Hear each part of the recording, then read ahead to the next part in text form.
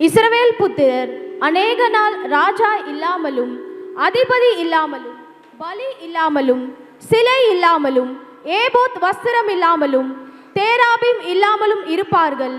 பின்பு இஸ்ரவேல் புத்திரர் திரும்பி தங்கள் தேவனாகிய கர்த்தரையும் தங்கள் ராஜாவாகிய தாவீதையும் தேடி கடைசி நாட்களில் கர்த்தரையும் அவருடைய தயவையும் நாடி அஞ்சிக்கையாய் வருவார்கள். கண்களை மூடுவோம். நல்ல தகப்பனே, சர்வ வல்லமையுள்ள எங்கள் ஆண்டவரே, அருமையான மாலை வேளைக்காய் உமக்கு ஸ்தோத்திரம். இப்படி வார்த்தைகளை கேட்கும்படி திரளாய் ஜனங்கள் கூடி வந்திருக்கிறாங்கப்பா.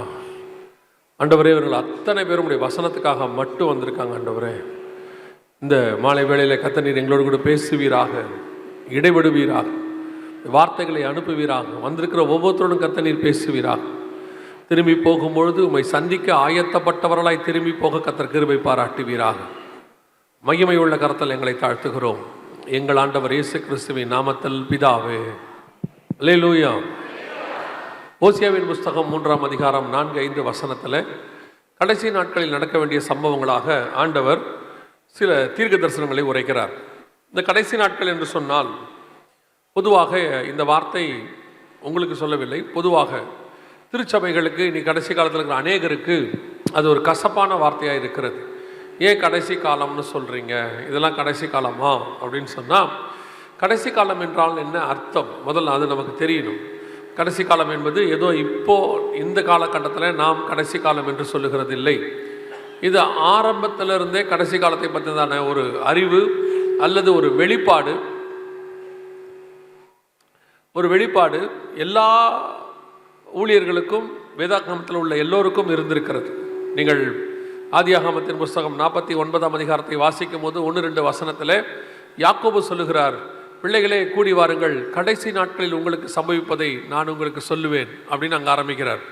அங்கே ஆரம்பித்து கடைசி நாட்களில் நடக்கிற சம்பவங்களை குறித்த வெளிப்பாடு யாக்கோபுக்கு, ஆபிரகாமுக்கே இருந்துதான். புதிய எருசலேமை பற்றியதான ஒரு எண்ணம், கடைசி நாட்கள் சம்பவிக்க போகிறதை பற்றியதான ஒரு எண்ணம் அவருக்கு அந்த வெளிப்பாடு இருந்தது என்று வேதத்தில் வாசிக்கிறோம். அதற்கு பிறகு யாக்கோபுக்கு இருந்தது, அதற்கு பிறகு யோபுவுக்கு இருந்தது. யோபு சொல்லுகிறார், என் மீட்பர் கடைசி நாட்களில் மேகத்தின் மேல் வந்து நிற்பார், வானத்தின் மேல் வந்து நிற்பார் என்று சொல். இப்படி கடைசி நாட்களை பற்றின அறிவு எல்லாருக்கும் இருந்திருக்கு. புதிய ஏற்பாட்டை எடுத்துக்கிட்டிங்கன்னா யோவான் சொல்கிறார், 1 யோவான் 2:18 பிள்ளைகளே இது கடைசி காலமாக இருக்கிறது என்று சொல்லுகிறார். பவுல் எழுதுகிறார், அக்கிரமத்தின் ரகசியம் இப்பொழுதே கிரியை செய்கிறது என்று சொல்லி 2 தெசலோனிக்கேயர் 2ஆம் அதிகாரம் 7-9 வசனங்களிலே சொல்லுகிறார். இப்படி நீங்கள் பைபிள் முழுக்க கடைசி காலத்தை பற்றி நான் பார்க்க முடியும். வேத வல்லுநர்கள் சொல்கிறாங்க, கடைசி காலத்தை பற்றின தீர்க்க தரிசனம், இயேசு கிறிஸ்துவின் 2ஆம் வருகையை பற்றின தீர்க்க தரிசனம் 20% இருக்குதான். தீர்க்க தரிசனத்திலே 20% அதை பற்றி தான் இருக்குது, அதிகமாக இருக்குது அப்படின்னு சொல்கிறாங்க. அப்போ அந்த கடைசி காலம்னா என்ன அப்படின்னு கேட்டிங்கன்னு சொன்னால், ஒவ்வொரு காலகட்டத்திலும் ஒரு கடைசி காலம் இருக்கும். உதாரணமாக நோவா காலத்தில் ஜலப்பிரளயம் என்பது கடைசி காலத்தை பற்றினதான், அவங்களுக்கு அதுதான் கடைசி காலம். ஆனால் அதுக்கு பிறகு இந்த பூமி இருந்துச்சு. அதற்கு பிறகு ஆபிரகாம், ஈசாக்கு, யாக்கோபு என்பவர்கள் கடைசி காலத்துக்கு வெயிட் பண்ணிக்கிட்டு இருந்தாங்க. இஸ்ரவேல் ஜனங்கள் விடுதலைக்காக வெயிட் பண்ணிக்கிட்டு இருந்தாங்க. இப்படி ஒவ்வொரு காலகட்டத்திலும் ஒரு கடைசி காலம் அவர்களுக்கு இருந்தது. இப்போ நமக்கு என்ன கடைசி காலம் அப்படின்னு கேட்டால், அது இந்த பூமிக்கோ இந்த பூமியில் உள்ள ஜனங்களுக்கோ அல்ல, நமக்கு தான் இருக்கிறது. நமக்கு என்னவென்றால், நம்முடைய ஆண்டவர் நம்மை சந்திக்கும்படி மீண்டும் வரப்போகிறார். ஆமென்.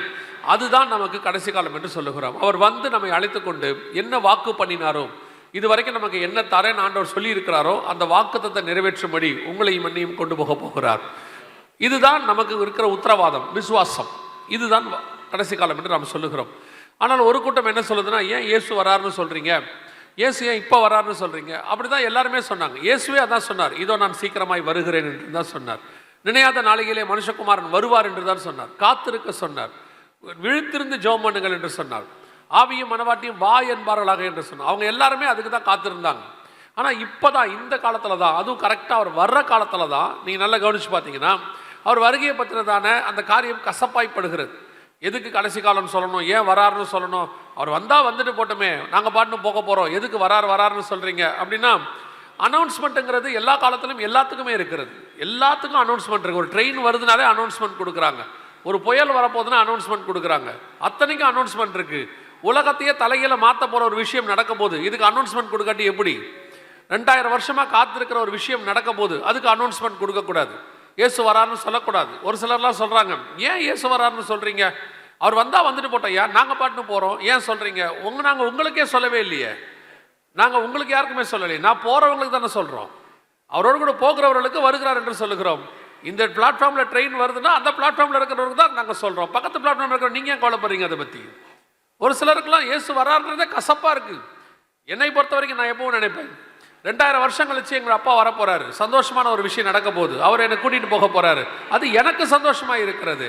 என்னை மாறி சந்தோஷமாக இருக்கிறவர்களுக்கு நாங்கள் அதை சொல்லுகிறோம். அதை கேட்க உங்களுக்கு கஷ்டமாக இருந்தால் அதுக்கு நாங்கள் என்ன செய்ய முடியும்? ஆயத்தமாக இருக்கிறவன் என்றைக்கும் அதை சந்தோஷமாக ஏற்றுக்கொள்வான். ஆயத்தப்படாதவனுக்கு தான் அது கஷ்டமாக இருக்கும். எக்ஸாம் வருதுன்னு சொன்னால் யார் சந்தோஷப்படுவான்? நல்லா படிச்சிருக்கிறவன் சந்தோஷப்பட போகிறான். படிக்காதவன் கொஞ்சம் துக்கமாக தான் பண்ணுவான். ஏன் எக்ஸாம்னு பயமுறுத்துறீங்கப்பா, நானே பயந்து போயிருக்கிறேன், நீங்கள் வேற ஏன் பயமுறுத்துறீங்கப்பா? அந்த மாதிரி வருகையில் போக யாருக்கு ஆயத்தம் இல்லையோ அவர்களுக்கு பயமாக இருக்கிறது. போக காத்திருக்கிறவர்களுக்கு பவுல் சொல்கிறாரு, விட்டீங்கன்னா புறப்பட்டு போயிடுவேங்கிறார். அவர் நான் அவரோடு கூட இருக்க ஆசைப்படுகிறேனுங்கிறாரு. உண்மையான பரிசுத்தவான்கள், இயேசுவை நேசிக்கிறவர்கள், காத்திருக்கிறவர்கள் அவருக்காக இப்படி தான் பேசுவார்கள், இப்படி தான் இருப்பாங்க. ஆனால் போக விருப்பம் இல்லாதவன், போகுமான்னு சந்தேகப்படுறவன், நல்ல நான் போக மாட்டேன்னு நினைக்கிறவனுக்கு அது கொஞ்சம் கஷ்டமாக தான் இருக்கும். அல்லேலூயா. நான் விசுவாசிக்கிறேன், நீங்கள் இருக்க அத்தனை பேருமே இயேசுவை சந்திக்க ஆயத்தப்பட்டவர்களாக தான் இருக்கிறோம். ஆமென். அதனால தான் நீங்கள் இவ்வளோ தூரம் வந்திருக்கிறீங்க. கண்டிப்பாக உங்கள் எல்லாருக்கும் தெரியும் இந்த ஆள் இதை பற்றி தான் பேச போகிறாரு அப்படின்னு சொல்லி. இன்னும் ஆசீர்வாத கூட்டமாக நீங்கள் நினைக்கிற ஆசீர்வாதம் இருக்காது, இது மேலான ஆசீர்வாதம். அல்லேலூயா. அப்போ நாம் வாழுகிற காலம் கடைசி காலமாக இருக்கிறது. அதுக்கான அடையாளங்கள் நடக்குது. அந்த அடையாளங்களை எல்லாம் இயேசுகிட்ட போய் சீஷர்கள் கேட்குறாங்க. மத்திய 24:3 கேட்குறாங்க, உங்களுடைய வருகைக்கும் உலகத்தின் முடிவுக்கும் அடையாளம் என்ன, எங்களுக்கு சொல்ல வேண்டும் என்று சொல்லுகிறார்கள். இயேசுவானவரும் அதற்கான அடையாளங்களை சொல்லுகிறார். எல்லாம் வரிசையாக சொல்லிக்கிட்டே வர்றார். இப்படி இயேசு கிறிஸ்துக்கான கடைசிக்கான அடையாளங்கள் நிறைய இருக்கு. அந்த அடையாளங்கள் ஒவ்வொன்றாக நிறைவேறிக்கொண்டே இருக்கிறது.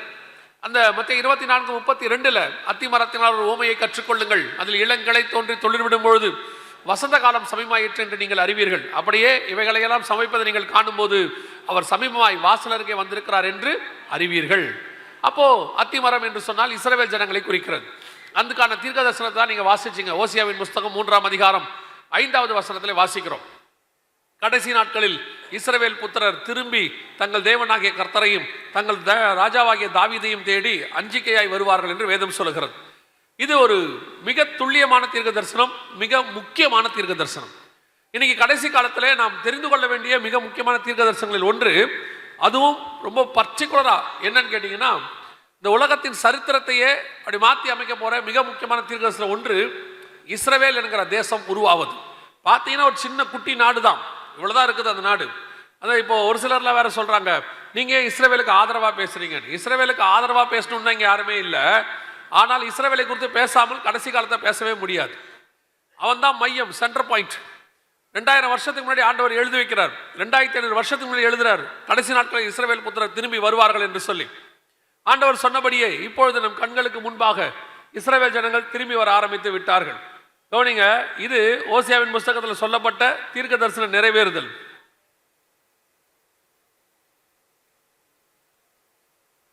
நீங்க பார்க்கிறது இந்த பக்கம் இருக்கிறது என்னன்னு கேட்டீங்கன்னா, 1948 மே மாதம் 14ஆம் தேதி இஸ்ரவேல் என்கிறதான தேசம் உருவானது.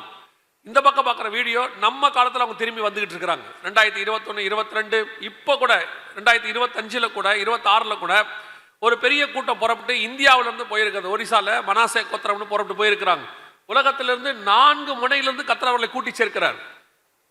ஏசாயாவின் புஸ்தகம் 43ஆம் அதிகாரம் 5 முதல் 7 வசனங்களை வாசிக்கும் போது ஆண்டவர் சொல்றாரு, கிழக்கிலிருந்தும் மேற்கிலிருந்தும் வடக்கிலிருந்தும் தெற்கிலிருந்து நான் கூட்டி சேர்ப்பேன் அப்படிங்கிறார். வடக்கை பார்த்து கொடு என்றும் தெற்கை பார்த்து வைத்திராதே என்று நான் சொல்லுவேன் என்று சொல்லுகிறார். அந்த தீர்க்க தரிசனம் அப்படியே காலத்தில் நடக்குது. நாலாபுரத்திலிருந்து இஸ்ரவேல் ஜனங்கள் திரும்பி வருகிறார்கள். இது ஒரு மிக முக்கியமான தீர்க்க தரிசனம். எதுக்கு சொல்றேன் அப்படின்னா, ஒரு 1850 வருஷமா இல்லாத ஒரு இனம். இத அப்படியே வைங்க பார்ப்போம், இந்த பவர் பாயிண்ட்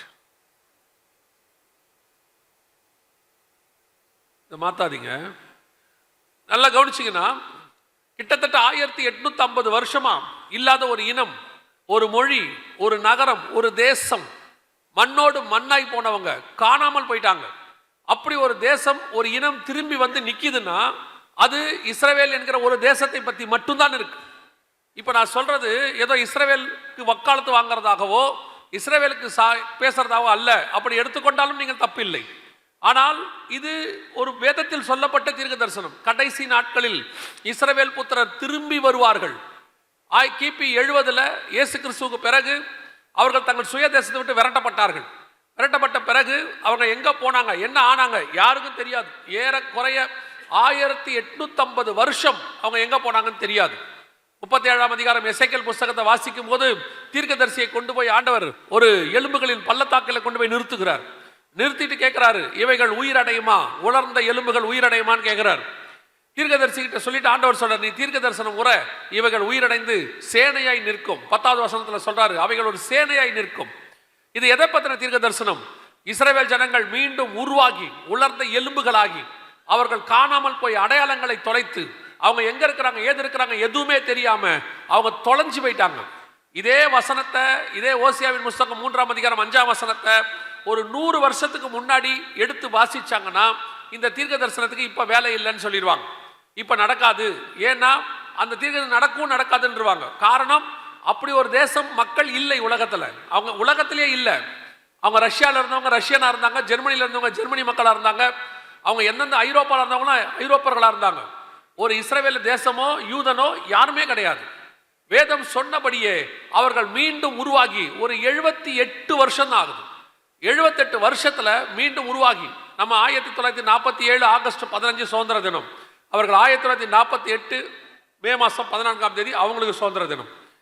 இந்த 78 வருஷத்துக்குள்ள அவர்கள் என்னென்ன தீர்க்க தரிசனங்களை கர்த்தர் சொன்னாரோ அத்தனையும் அவர்கள் வாழ்க்கையில் நடந்திருக்குது.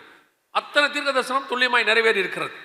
அவர்கள் சொன்னபடி, வேதம் சொன்னபடி அவர்கள் எழும்பி ஒரு சேனையாய் நின்று விட்டார்கள். கடைசி நாட்களில் இஸ்ரவேல் புத்திரர் திரும்பி வருவார்கள். சொல்லப்பட்ட தீர்க்க தரிசனம் நிறைவேறி விட்டது ஆண்டவருக்கு முன்பாக. இன்னைக்கு ஆக்சுவலா என்ன பார்க்க போறோம், இன்னைக்கு முதல் நாள் என்ன பார்க்க போறோம் அப்படின்னு கேட்டீங்கன்னா, இவங்க வந்த பிறகு 1948க்கு பிறகு இவங்க வந்த பிறகு இன்னைக்கு வரைக்கும் 2026 வரைக்கும் ஓசியாவின் புஸ்தகத்திலும் யோவேல் புஸ்தகத்திலும் இவர்களை பற்றின தீர்க்க தரிசனம் இருக்கு. இந்த நம்முடைய காலகட்டத்தை குறித்து பொதுவா நமக்கு என்ன ஒரு பிரச்சனை இருக்கு அப்படின்னு கேட்டீங்கன்னா, நமக்கு முன்னாடி உள்ள தீர்க்க தரிசனங்களை நாம் நம்புகிறோம். நடந்துச்சு, செங்கடல் விளந்துச்சு, அப்புறம் மன்னா வந்தது, அப்புறம் கண்மலை தண்ணீர், இதெல்லாம் நம்ம நம்புறோம். ஏன்னா வேதத்தில் சொல்லி இருக்குது, விசுவாசிக்கிறோம். நமக்கு பின்னாடி ஒன்று நடக்கும்னு சொன்னாலும் விசுவாசிக்கிறோம். ஆமா, கடைசி காலத்தில் இயேசு வருவார், எல்லாம் விசுவாசிக்கிறோம். நம்ம கிட்ட இருக்க ஒரே பிரச்சனை என்னன்னா, நம்ம காலத்துல இப்ப நம்ம இருக்கிற இந்த 2026 ஒரு தீர்க்க தரிசனம் நடக்குதுன்னா ஒத்துக்க மாட்டோம். ஏன்னா நம்ம இந்த காலத்துல நடக்கிற தீர்க்க தரிசனம் வேற. நம்மளை பொறுத்த வரைக்கும் ஜனவரி மாசம் 1ஆம் தேதி தான் உங்களுக்கு தீர்க்க தரிசனம் வரும். அந்த தீர்க்க தரிசனம் மட்டும்தான் உங்களுக்கு நடக்கும். நடக்குமோ நடக்காதோ, ஆனா நடக்கும் நம்புவீங்க. இந்த வருஷம் என்ன தீர்க்க தரிசனம், ஆனா வேதாகமத்துல இந்த வருஷத்தை பத்தி சொல்லியிருந்தா அது எப்படிங்க 2000 வருஷத்துக்கு முன்னாடி 2026 பத்தி இருக்குமா? வருஷ கணக்கு இருக்காது, நடக்கிற சம்பவம் இருக்கும். அந்த சம்பவங்களை வச்சு தெரிஞ்சுக்கணும் இதெல்லாம் எப்ப போல நடக்குதுன்னு. யோசிச்சு பாருங்க, இஸ்ரவேல் ஜனங்கள் திரும்பி வருவார்கள், வர்றாங்க, கண்ணுக்கு முன்னாடி பார்க்குறோம். அங்க எகிப்துல மோசே தலைமையில திரும்பி வந்தாங்க, எகிப்துல இருந்து கானானுக்கு.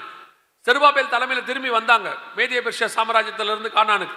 அப்படி வரும்பொழுது அவர்கள் தங்கள் சுய தேசத்துக்கு வரதை நம்ம நம்பணும்ல, பைபிள்ல உள்ளது நம்ம விசுவாசிக்கிறோம்ல. அதே மாதிரி 3வது சம்பவம் இது நம்ம காலத்துல நடக்குது. அன்னைக்கு உள்ளவங்களுக்கு பார்த்துருப்பாங்க அவங்க திரும்பி வர்றத. சகல சுத்தி வட்டாரத்துல எல்லா ஜனங்களும் பார்த்தாங்க இஸ்ரவேல் ஜனங்க கானானுக்கு வர்றத, யோசுவா தலைமையில வர்றத. ஆனா இன்னைக்கு திரும்பி வராங்க, நம்ம கண்ணுக்கு முன்னாடி நடக்குது. ஆனா நம்ம இதை நம்புறோமா? இதை ஒரு சம்பவமா கூட நம்ம பார்க்கறது இல்லை, ஏதோ கடந்து போகிறதான ஒரு விஷயமா. ஆனால் 2000 வருஷம் கழிச்சு அப்படி ஒரு தீர்க்க தரிசனம் துல்லியமாய் நம் காலத்தில் நடக்குது. தயவு செய்து யாராவது இதெல்லாம் கடைசி காலம் இல்லை அப்படிலாம் கிடையாது, இயேசு வர்றதுக்கு இன்னும் நாள் செல்லும், வேதத்துல நான் வரும் நாளாகிலும் நாளிகையாகிலும் பிதா ஒருவரை தவிர மற்ற ஒருவனும் அறியான்னு வசனம் சொல்லுது. ஆனா இப்ப அந்த கடைசி காலத்துல இயேசு வர டேட்டை இயேசுக்கே சொல்றாங்க. இப்ப நிறைய பேர் டேட்டை சொல்லிட்டு இருக்கிறாங்க. அது மட்டும் இல்ல, ஒருத்தர் சொல்றாரு அது இயேசுக்கே தெரியாது, எனக்கு மட்டும் தான் தெரியுங்கிறார். அந்த அளவுக்கு வெளிப்பாடு உள்ளவங்களா இப்ப இருக்கிறாங்க. அதனால இந்த இயேசு வர்ற நாள் நாளிகை இதெல்லாம் நமக்கு தெரியாது, பைபிள் படி அது மறைக்கப்பட்டிருக்கிறது. ஆனால் நமக்கு துல்லியமாய் இயேசு இந்த காலகட்டத்தில் வருவார் என்பதற்கு ஒரு அடையாளம், மிஸ் ஆகாத ஒரு அடையாளம் இருக்கு என்று சொன்னால், இஸ்ரவேல் ஒரு ஜனங்க திரும்பி வந்திருக்கிறாங்க. அது கடைசி காலம் தான். ஏன்னா அவன் கடைசி காலத்துல தான் வருவான். வேதத்தில் சொன்னபடி ஒருவேளை அவங்க வந்து 78 வருஷம் ஆன உடனே நம்ம பார்வைக்கு எப்படி இருக்குது? 78 வருஷமா இந்த பூமியில் இருக்கிறாங்க, இது எப்படி கடைசி காலம்? கர்த்தருடைய பார்வைக்கு ஒரு நாள் 1000 வருஷத்தை போல இருக்கிறது. அவருக்கு ஒரு சில நிமிஷம் மாதிரி கணக்கு தான் இது. ஸோ தீர்க்க தரிசனத்தின்படி ஒரு நாள் என்பது ஒரு வருஷத்தை குறிக்கும் என்று வேதம் சொல்லுது. இப்போ அவங்க வந்து பைபிள் கணக்குப்படி 76 நாள் தான் ஆகுது. ஸோ நமக்கு பைபிள் கணக்குக்கு சொல்றேன், நம் கண்களுக்கு முன்பாக தேவன் சொன்னபடியே தீர்க்க தரிசனம் துல்லியமாய் நிறைவேறி விட்டது. இஸ்ரவேல் ஜனங்கள் வந்துட்டாங்க. ஓசியாவின் புஸ்தகம் 3ஆம் அதிகாரம் 5வது வசனத்திலிருந்து 9ஆம் அதிகாரம் ஓசியாவின் புஸ்தகம் 4வது வசனம் வரைக்கும் இந்த உலகத்தில் இஸ்ரவேல் ஜனங்கள் வந்த பிறகு அவர்கள் எப்படி இருப்பார்கள் என்று வேதம் சொல்லுது. அதனால கர்த்தர் என்ன செய்வார் அப்படிங்கிறதையும் நீங்கள் அதில் பார்க்க முடியும். ஓசியாவின் புஸ்தகம் 9ஆம் அதிகாரம் 4வது வசனத்தை வாசிங்க. ஓசியா 9:4 வாசிங்க.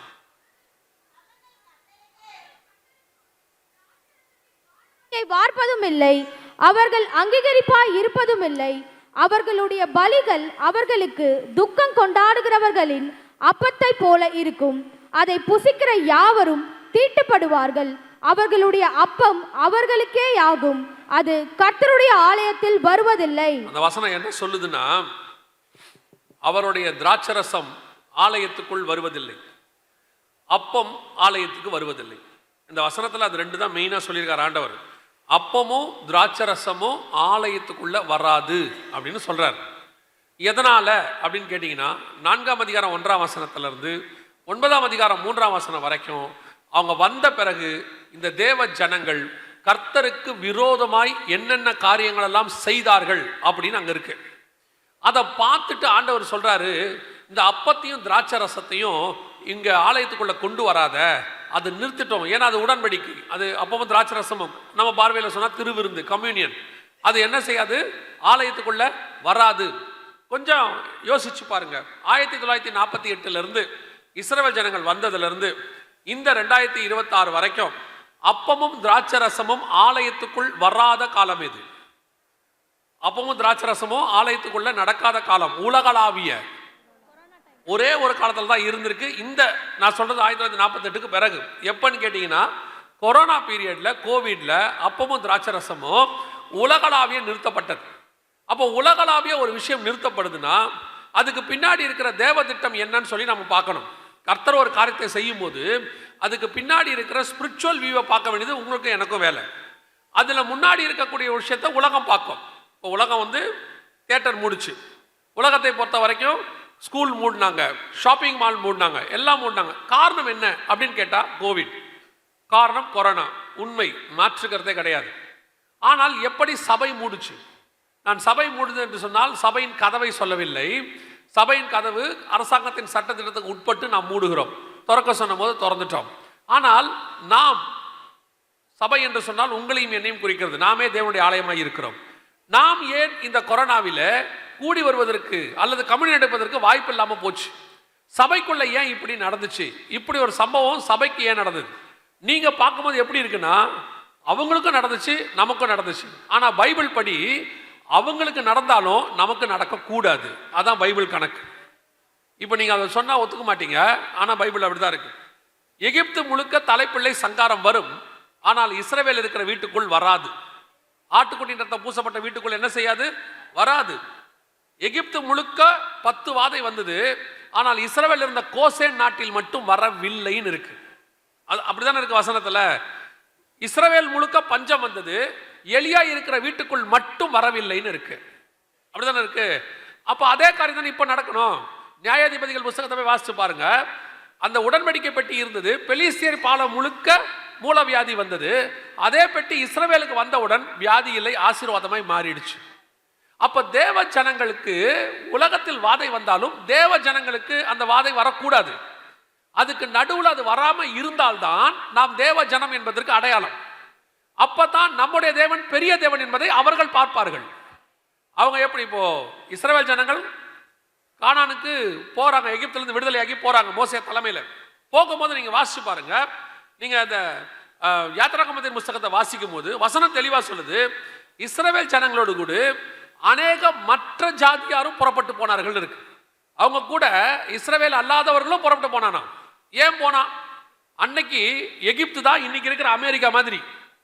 இன்னைக்கு இருக்கிற அமெரிக்கா மாதிரி அன்னைக்கு எகிப்து வல்லரசு மாதிரி அவ்வளோ செழிப்பான ஒரு தேசம். இவங்க எங்க போறாங்க? வனாந்தரத்துக்கு போறாங்க. வனாந்தரத்துக்கு போகும்போது எகிப்தில் இருக்கிறவங்க ஜனங்களும் என்ன செய்யறாங்களா? அவங்க கூடவே நடந்து போறாங்கன்னு வசனம் சொல்லுது. யாத்திராகமத்தின் புஸ்தகத்தை நீங்கள் வாசிக்கும் போது 12வது வசனத்துல இந்த காரியம் சொல்லப்படுது. யாத்திராகமம் 12, யாத்திராகமத்தின் புஸ்தகம் 12வது வசனம்.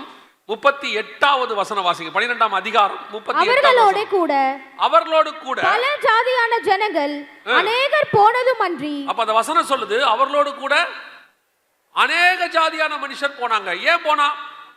அவனை கூப்பிட்டு கேட்பாங்கன்னு வச்சுக்கோங்க. ஒரு உதாரணத்துக்கு, இந்த இஸ்ரவேல் ஜனங்க வனாந்தரத்துக்கு போறாங்க. அவங்களே போறது பாலைவனம், கையில ஒண்ணும் இல்லாம போறாங்க. அவங்க அடுத்த வேலைக்கு என்னன்னு தெரியாது. அவங்க பின்னாடி நீ ஏன் போற அப்படின்னு கேட்டா, அந்த கூட போனவன் என்ன சொல்லியிருப்பான் தெரியுமா? ஒரே வார்த்தை, எகிப்துல எல்லா ஆசீர்வாதமும் இருக்கு, ஆனா எகிப்தின் தேவனை விட இந்த இஸ்ரவேலின் தேவன் தான் பெரியவர். அத்தனை பிள்ளையும் செத்துச்சு, இவங்க பிள்ளைல ஒண்ணு கூட சாகல, இவர்கள் தேவன் பெரியவர்னு சாட்சி கொடுப்பான். அந்த சாட்சி தான் கொரோனாவில் உங்க மேலேயும் என் மேலேயும் வந்திருக்கணும். நாம் தேவ ஜனங்களா இருந்தால் அதான் வரணும். இன்னைக்கு இதை கேட்கும் போதே ஒரு சிலருக்கு எரிச்சலா இருக்கும். என்னங்க இந்த காலத்துல போய் அப்படிலாம் சொல்றீங்க? தேவன் நேற்றும் இன்றும் என்றும் மாறாதவராய் தான் இருக்கிறார். தேவனுடைய நாமத்திற்கு வல்லமை குறையவில்லை. நாம தானே பாடுறோம், கர்த்தாவே தேவர்களில் உமக்கு ஒப்பானவர் யார் அப்படின்னு பாடுறோம்ல. செங்கடலை நீர் பிளந்து உமது ஜனங்களை நடத்தி சென்றீர். பாடும்போது மட்டும் இருக்குல்ல, அப்ப அந்த தேவன் இன்னும் ஜீவனோடு இருக்கிறார்ல. அது இங்க நடக்கணுமா இல்லையா? ஏன் நம்ம மூலமா நடக்கல?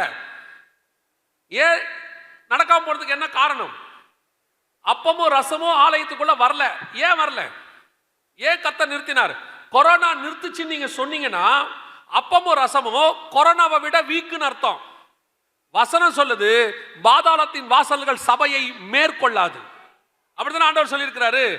எதை வேணாலும் மூடலாம், ஆனா சபை மூட முடியாது. ஆனா சபையை மூடுற அதிகாரம் ஒரே ஒருத்தருக்கு தான் இருக்குது. உலகத்துல எத்தனையோ சாம்ராஜ்யங்கள் வந்திருக்கு. ரோம சாம்ராஜ்யத்துல ஆரம்பிச்சது இயேசு காலத்துல. ரோம சாம்ராஜ்யம் பைசாண்டியர்கள் ஒட்டமான் துருக்கியர்ல ஆரம்பிச்சு கம்யூனிசம், நாசிசம், பாசிசம் பார்த்து அத்தனை இசத்தையும் பார்த்து முடிச்சிருச்சு. எல்லா இசமும் முடிஞ்சிருச்சு. எல்லா சர்வாதிகாரிகளும் செத்து போயிட்டாங்க. சபை மட்டும் இன்னும் ஜீவனோடு கூட இருக்கிறது. சபையை மேற்கொள்ளுகிற சர்வாதிகாரம் இன்னும் பிறக்கவில்லை. நான் சொல்றது உலகளாவிய. சபையை ஒழிக்க எவனாலையும் முடியாது. சபையை ஒழிக்கணும்னு நினைச்சானா, இது மேல எவன் மோதினாலும் சரி, இல்ல இது எவன் மேல மோதினாலும் சரி, சேதாரம் அவனுக்கு தானே ஒழிய சபைக்கு கிடையாது. ஆனால் கொரோனால மட்டும் சபையா அப்படி ஆச்சு. என்ன காரணம்? அங்கதான் யோசிக்கணும். ஏன் நடந்துச்சு? கடந்த 25 வருஷமா சபையின் நிலைமை என்ன? அங்கதான் பிரச்சனை. ஆண்டவர் சொல்றாரு, கம்யூனியனை நிறுத்திட்டாரு. சபைக்குள்ள என்ன கொண்டு வராத? அப்பத்தையும் ரசத்தையும் கொண்டாடாத. ஏன் கொண்டாடாத? நான் எப்பவும் ஒரு விஷயத்தை விசுவாசிப்பேன். நான் வேதத்தை வாசிச்சதுல நான் கத்துக்கிட்டது ஒண்ணு, தேவன் கரத்தில் தீமை என்பது கிடையவே கிடையாது. ஆண்டவருக்கு தீமை செய்யவும் தெரியாது. அவர் 100% அன்புள்ள தேவன். அவர் கம்யூனியனை ஏன் நிறுத்தினார் தெரியுமா? அந்த கம்யூனியனை அபாத்திரமா எடுத்தா செத்து போவோன்னு பைபிள் சொல்லுது. அபாத்திரமாய் போஜனமான பண்ணுகிறவர்களில் உங்களில் சிலர் வியாதியஸ்தர்களாயும் ஒரு சிலர் நித்திரையும் அடைந்திருக்கிறார்கள். ஆண்டவர் பார்த்தா கம்யூனியன் எப்படி இருக்குது சர்ச்சில்? இந்த கம்யூனியனுக்கு 2 பவர் உண்டு. ஒன்று, அது நித்திய ஜீவனை கொடுக்கும். என் பாத்திரத்தில் பானம் பண்ணி என் அப்பத்தை புசிக்கிறவனுக்கு கடைசி நாளில் நித்திய ஜீவன் உண்டு. ஆனா அதே கம்யூனியனுக்கு இன்னொன்று இருக்கு, தப்பா எடுத்தா கொல்லும். இப்ப பார்த்தா கடந்த 25 வருஷமா கம்யூனியன் சபைக்குள்ள சடங்காச்சாரமா மாறிச்சே ஒழிய இங்க அபாத்திரமா போஜனம் பண்றது இன்க்ரீஸ் ஆகிட்டே போகுது. ஆண்டவர் பார்த்துக்கிட்டே இருக்கிறாரு. கம்யூனியனுடைய தன்மை அதோட குறைஞ்சிக்கிட்டே போகுது. இப்ப பார்க்கிறாரு, இந்த ஜனங்க தப்பா எடுத்தா செத்து போவான். இவனுக்கு கம்யூனியன் தப்பா எடுக்கிறோங்கிற எண்ணமும் இல்லை, எடுக்கிறவனுக்கும் இல்லை, கொடுக்கிறவனுக்கும் இல்லை. இதான் இங்க பிரச்சனை. கம்யூனியனை எப்படி எடுக்கிறோம் யோசிச்சு பாருங்க. இந்த 25 வருஷம் சபைக்குள்ள என்ன இல்ல, உலகத்தார்கிட்ட இருக்கிறது என்ன உங்ககிட்ட இல்ல. உலகத்தார்கிட்ட இருக்கிற பொருளாசையில் ஆரம்பிச்சு பணத்தாசையில் ஆரம்பிச்சு அவங்க பவுல் எழுதுறார் கொரிந்தியருக்கு எழுதும்போது, புறஜாதியார் இடத்திலும் காணப்படாத அருவருப்புகள் உங்களிடத்தில் காணப்படுகிறது என்று சொல்ல. அந்த அருவருப்புகள் சபைக்குள்ள என்ன இல்லாம இருந்துச்சு. சினிமாக்காரர் ஆடுற ஆட்டத்திலிருந்து இருந்து அரசியல்வாதி பண்ற அரசியல் வரைக்கும் சபைக்குள்ள இருக்கு. இதையும் வச்சுக்கிட்டு தப்பே கிடையாது. கேட்டா ஒரே வார்த்தை, கர்த்தர் கிருபை உள்ளவர். கிருபை உள்ள காலத்துல தான் அனனியா சப்பீரால் விஷயம் எப்ப நடந்துச்சு? கிருபை உள்ள காலத்துல நடந்துச்சு. கிருபை உள்ளவர்னா நியாயம் தீர்க்க மாட்டார்னு அர்த்தமா? அனனியா சப்பீரால் விஷயம் அப்ப நடக்கவே இல்லையா? அப்ப இந்த கடைசி காலத்துல சபை, கிறிஸ்தவர்கள் குறிப்பாக சபை எதை நோக்கி போய்கிட்டு இருந்துச்சு? கடந்த கொரோனாவுக்கு முன்னாடி வரைக்கும் சொல்றேன். கர்த்தர் நிறுத்திட்டாரு. நிறுத்திருப்பா, இதை நிறுத்திரு. ஏன்? சபைக்குள்ள அவ்வளவு அக்கிரமம், அவ்வளோ அநீதி, ஜனங்கள் உணர்வில்லாத ஒரு தன்மை, செய்யற தப்பே அவனுக்கு தப்புனே தெரியல. அந்த அளவுக்கு போன உடனே கர்த்தர் சொல்றாரு நிறுத்திருன்ட்டாரு. ஆனா இஸ்ரவேல் ஜனங்கிட்டையும் அதே மாதிரி அக்கிரமம் இருந்துச்சு. அவன் தேவனை இன்னும் இயேசு கிறிஸ்து சொந்த ரட்சகராக ஏற்றுக்கொள்ளவில்லை. ஒரு சிலர் தான் ஏற்றுக்கிறாங்க. அவங்கிட்ட இருந்த அக்கிரமம் என்ன தெரியுமா? வாசிங்க, வெளிப்படுத்தின விசேஷம் 11ஆம் அதிகாரம் 8வது வசனத்தை வாசிங்க. வெளிப்படுத்தின விசேஷம் 11ஆம் அதிகாரம் 8வது வசனம். அவர்களுடைய உடல்கள் மகா நகரத்தின் விசாலமான வீதியிலே கிடக்கும். அந்த நகரம் சோதோம் என்னும் எகிப்து என்றும் ஞானார்த்தமாய் சொல்லப்படும். அதிலே நம்முடைய கர்த்தரும் சிலுவையிலே அறையப்பட்டார். எந்த நகரம்? எருசலேமுக்கு புறம்பே. எருசலேமுக்கு புறம்பே இயேசு சிலுவையில் அறையப்பட்டார்னு வேதம் சொல்லுது. அந்த நகரம் கடைசி காலத்தில் எப்படி இருக்குமா? சோதோம் என்றும் எகிப்து என்றும் சொல்லப்படும். சோதோம்ல என்ன பாவம் இருந்துச்சு? உங்க எல்லாருக்கும் தெரியும். 18ஆம் அதிகாரத்தில் நம்ம வாசிக்கிறோம். ஆதியாகமத்தின் புஸ்தகத்தில் ஓரின சேர்க்கை பெரிய பாவமா இருந்துச்சு. இன்னைக்கு உலகளாவிய ஓரின சேர்க்கை அங்கீகரிக்கப்பட்டதான ஒரு சட்டமா மாறிக்கிட்டே இருக்குது. ஆனால் இஸ்ரவேல் ஜனங்கிட்ட நீங்க பாத்தீங்கன்னா அவங்க தான் உலகத்தினுடைய ஓரின சேர்க்கைக்கு ஹெட் குவார்ட்டர்ஸா மாறிட்டாங்க. இது அவங்களுடையதான அவங்க நாட்டில் நடந்ததான பரேடு, ஓரின சேர்க்கை பரேட். நீங்க சோதோமை பார்த்துருக்க மாட்டீங்க. இதான் சோதோம், அவ்வளவுதான். இப்படிதான் இருந்திருக்க சோதோம். அவங்க எல்லா தெருக்கள் இப்படிதான் இருப்பாங்க. இது இன்னைக்கு ஓரின சேர்க்கைக்கு தலைமை பீடமாக எருசலேம் மாறிடுச்சு. இந்த ஓரின சேர்க்கை சட்டங்கள் சரின்னு சொல்லுவாங்க. ஒரு சில நாடுகள் அங்கீகரிக்கிறது, ஒரு சில அரசியல் கட்சிகள் அங்கீகரிக்கிறது. ஆனால் வேதம் அங்கீகரிக்கவில்லை. வேதத்தின்படி இது தவறு. நிறைய பேர் என்ன சொல்லுவாங்கன்னா, இல்லை ஓரின சேர்க்கைங்கிறது அவங்க பாவம் பலகீனம், அதெல்லாம் கிடையாது. அவங்க அதை யாரோட சேர்ப்பாங்கன்னா திருநங்கைகளோட சேர்ப்பாங்க, டிரான்ஸ்ஜெண்டர்ஸோட சேர்ப்பாங்க. சேர்த்துட்டு அவங்கள மாதிரி தான் இவங்களுக்கும் சரீரத்தில் பாவம் பலகீனம்பாங்க. அதெல்லாம் இல்லை. இவர்கள் பிறக்கும் போதே ஒரு குரோமோசோன் குறைபாடு உள்ளவர்கள். இது குரோமோசோன் குறைபாடுலாம் இல்லை, சுபாவத்தின்படி அனுபவியாதபடிக்கு திமிரு. இந்த டிரான்ஸ்ஜெண்டர் ஒரு காலத்தில் மாற முடியாது இவங்களால, அது அவங்க சரீர குறைபாடு. ஆனா இவன் நினைச்சா மாறலாம், இவன் மனம் திரும்பிட்டா மாறலாம், ஆண்டோட்ட போய் மன்னிப்பு கேட்டா மாறிட முடியும். அப்படி மாறினவர்கள் உலகளாவிய எத்தனையோ பேர் இருக்காங்க. இன்னைக்கு இதையும் கம்பேர் பண்ணிக்கிறான். இன்னைக்கு சபை அங்கீகரிக்கிறது, அதான் முக்கியம். திருச்சபை அங்கீகரிக்கிறது. எப்படி ஆரோன் காலத்துல பொண்ணு கண்ணுக்குட்டியை உள்ள கொண்டு வந்தானோ அதே மாதிரி இன்னைக்கு சபைகளுக்குள்ள இப்படிப்பட்ட காரியங்களை அனுமதிக்கிறாங்க. பெரிய சபைகள் அனுமதிக்கிறது, பெரிய டினாமினேஷன் அனுமதிக்கிறது. பெரிய சபை அனுமதிச்சாலும் சரி, பெரிய டினாமினேஷன் அனுமதிச்சாலும் சரி, பாவம் என்றால் அது பாவம் தான். கண்ணுக்குட்டி வழிபாடு தப்புன்னு பைபிள் சொல்லுச்சு. ஆரோனுகிட்ட தப்பு தான் செய்யறது. ஆரோனா இருந்தாலும் சரி, பிரதான ஆசாரியனா இருந்தாலும் சரி, ஆரோனை போல அழைக்கப்படாவிட்டால் இந்த கனமான உலகத்துக்கு ஒருவரும் தானாய் வருகிறதில்லை. ஆனா செய்த தப்பு ஆரோனுடையது. ஆரோன் செஞ்சுட்டா தப்பு சரியாயிடாது. பெரிய பெரிய டினாமினேஷன்ல இந்த மாதிரி காரியங்களை அக்செப்ட் பண்ணிக்கிட்டா அந்த தப்பு சரியாயிடாது. இப்பவும் சொல்றேன், இது தப்பு, அவ்வளவுதான். சபைகளில் இதுக்கு அனுமதி கிடையாது. இல்லைங்க, புதிய ஏற்பாட்டில் அப்படிலாம் இல்ல, கர்த்தர் கிருபை உள்ளவர். அதே புதிய ஏற்பாட்டில் கர்த்தர் சொல்றார் ரோமர்ல, இழிவான இச்சை ரோகங்களுக்கு கர்த்தர் அவர்களை ஒப்பு கொடுத்தார். இப்படிப்பட்ட அக்கிரம அநீதிகள் எருசலேமில் நடக்குது, சபைக்குள்ளேயும் நடக்குது. இதெல்லாம் இந்த 25 வருஷத்துல நடந்தது. இந்த 25 வருஷத்துக்குள்ள சபைக்குள்ள இப்படிப்பட்ட அக்கிரம அநீதிகள். நல்லா கவனிச்சுக்கொள்ளுங்க. கர்த்தர் கொடுத்த எச்சரிப்பு இது. கொரோனா வர்றதுக்கு முன்னாடியிலிருந்து ஆண்டவர் சபைகளுக்கு எச்சரிப்பு கொடுத்துக்கிட்டே இருந்தார். கொள்ளை நோய் வரப்போது, WHO ரிப்போர்ட் கொடுத்துருக்குறாங்க, வரப்போது, சபைகள் ஆயத்தமாகுங்க. சபை கேட்கல, சபை இன்னும் அதிலே தான் இருந்துச்சு. சபைக்கு முன்னாடி இன்னும் கொஞ்சம் நிர்விசானம். திடீர்னு கொரோனா வந்துச்சு. கொள்ளையா ஜனங்கள் பாதிக்கப்பட்டார்கள், அநேகர் இறந்தார்கள்.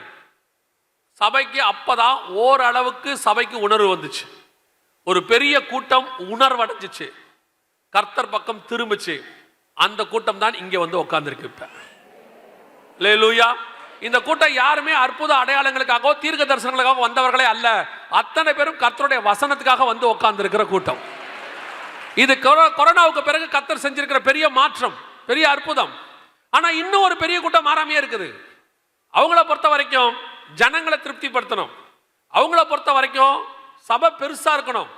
அதுக்காக என்ன பாவத்தை வேணாலும் அலோ பண்ணலான்னு கவனிச்சுக்கொள்ளுங்க. கர்த்தர் கண்டும் காணாதவரை போல இருந்த காலம் இருந்துச்சு. இப்ப அதல்ல. கர்த்தர் கடைசியாய் நியாயம் தீர்க்கிற காலம் ஒன்று வருகிறது. நல்ல கனி கொடாத மரங்கள்லாம் வெட்டுண்டு அக்னியில் போடப்படும். நம்ம கண்ணுக்கு முன்னாடி ஆண்டவர் சொன்ன வெளிப்படுத்தல் 11:8 எருசலேம் சோதோமை போல மாறிடுச்சு. நம்ம கண்ணுக்கு முன்னாடி சபையும் அப்படிதான் இருக்கு. தயவு செய்து சபையை சுத்திகரிப்புக்கு நேராக நடத்துங்கள். இப்போ உங்களுக்கு கொடுக்கப்படுகிற எச்சரிப்பு என்னவென்றால், கொரோனாவுக்கு முன்னாடி கர்த்தர் சபைக்குள்ள கை வைக்கல, பூட்டு தான் போட்டார்.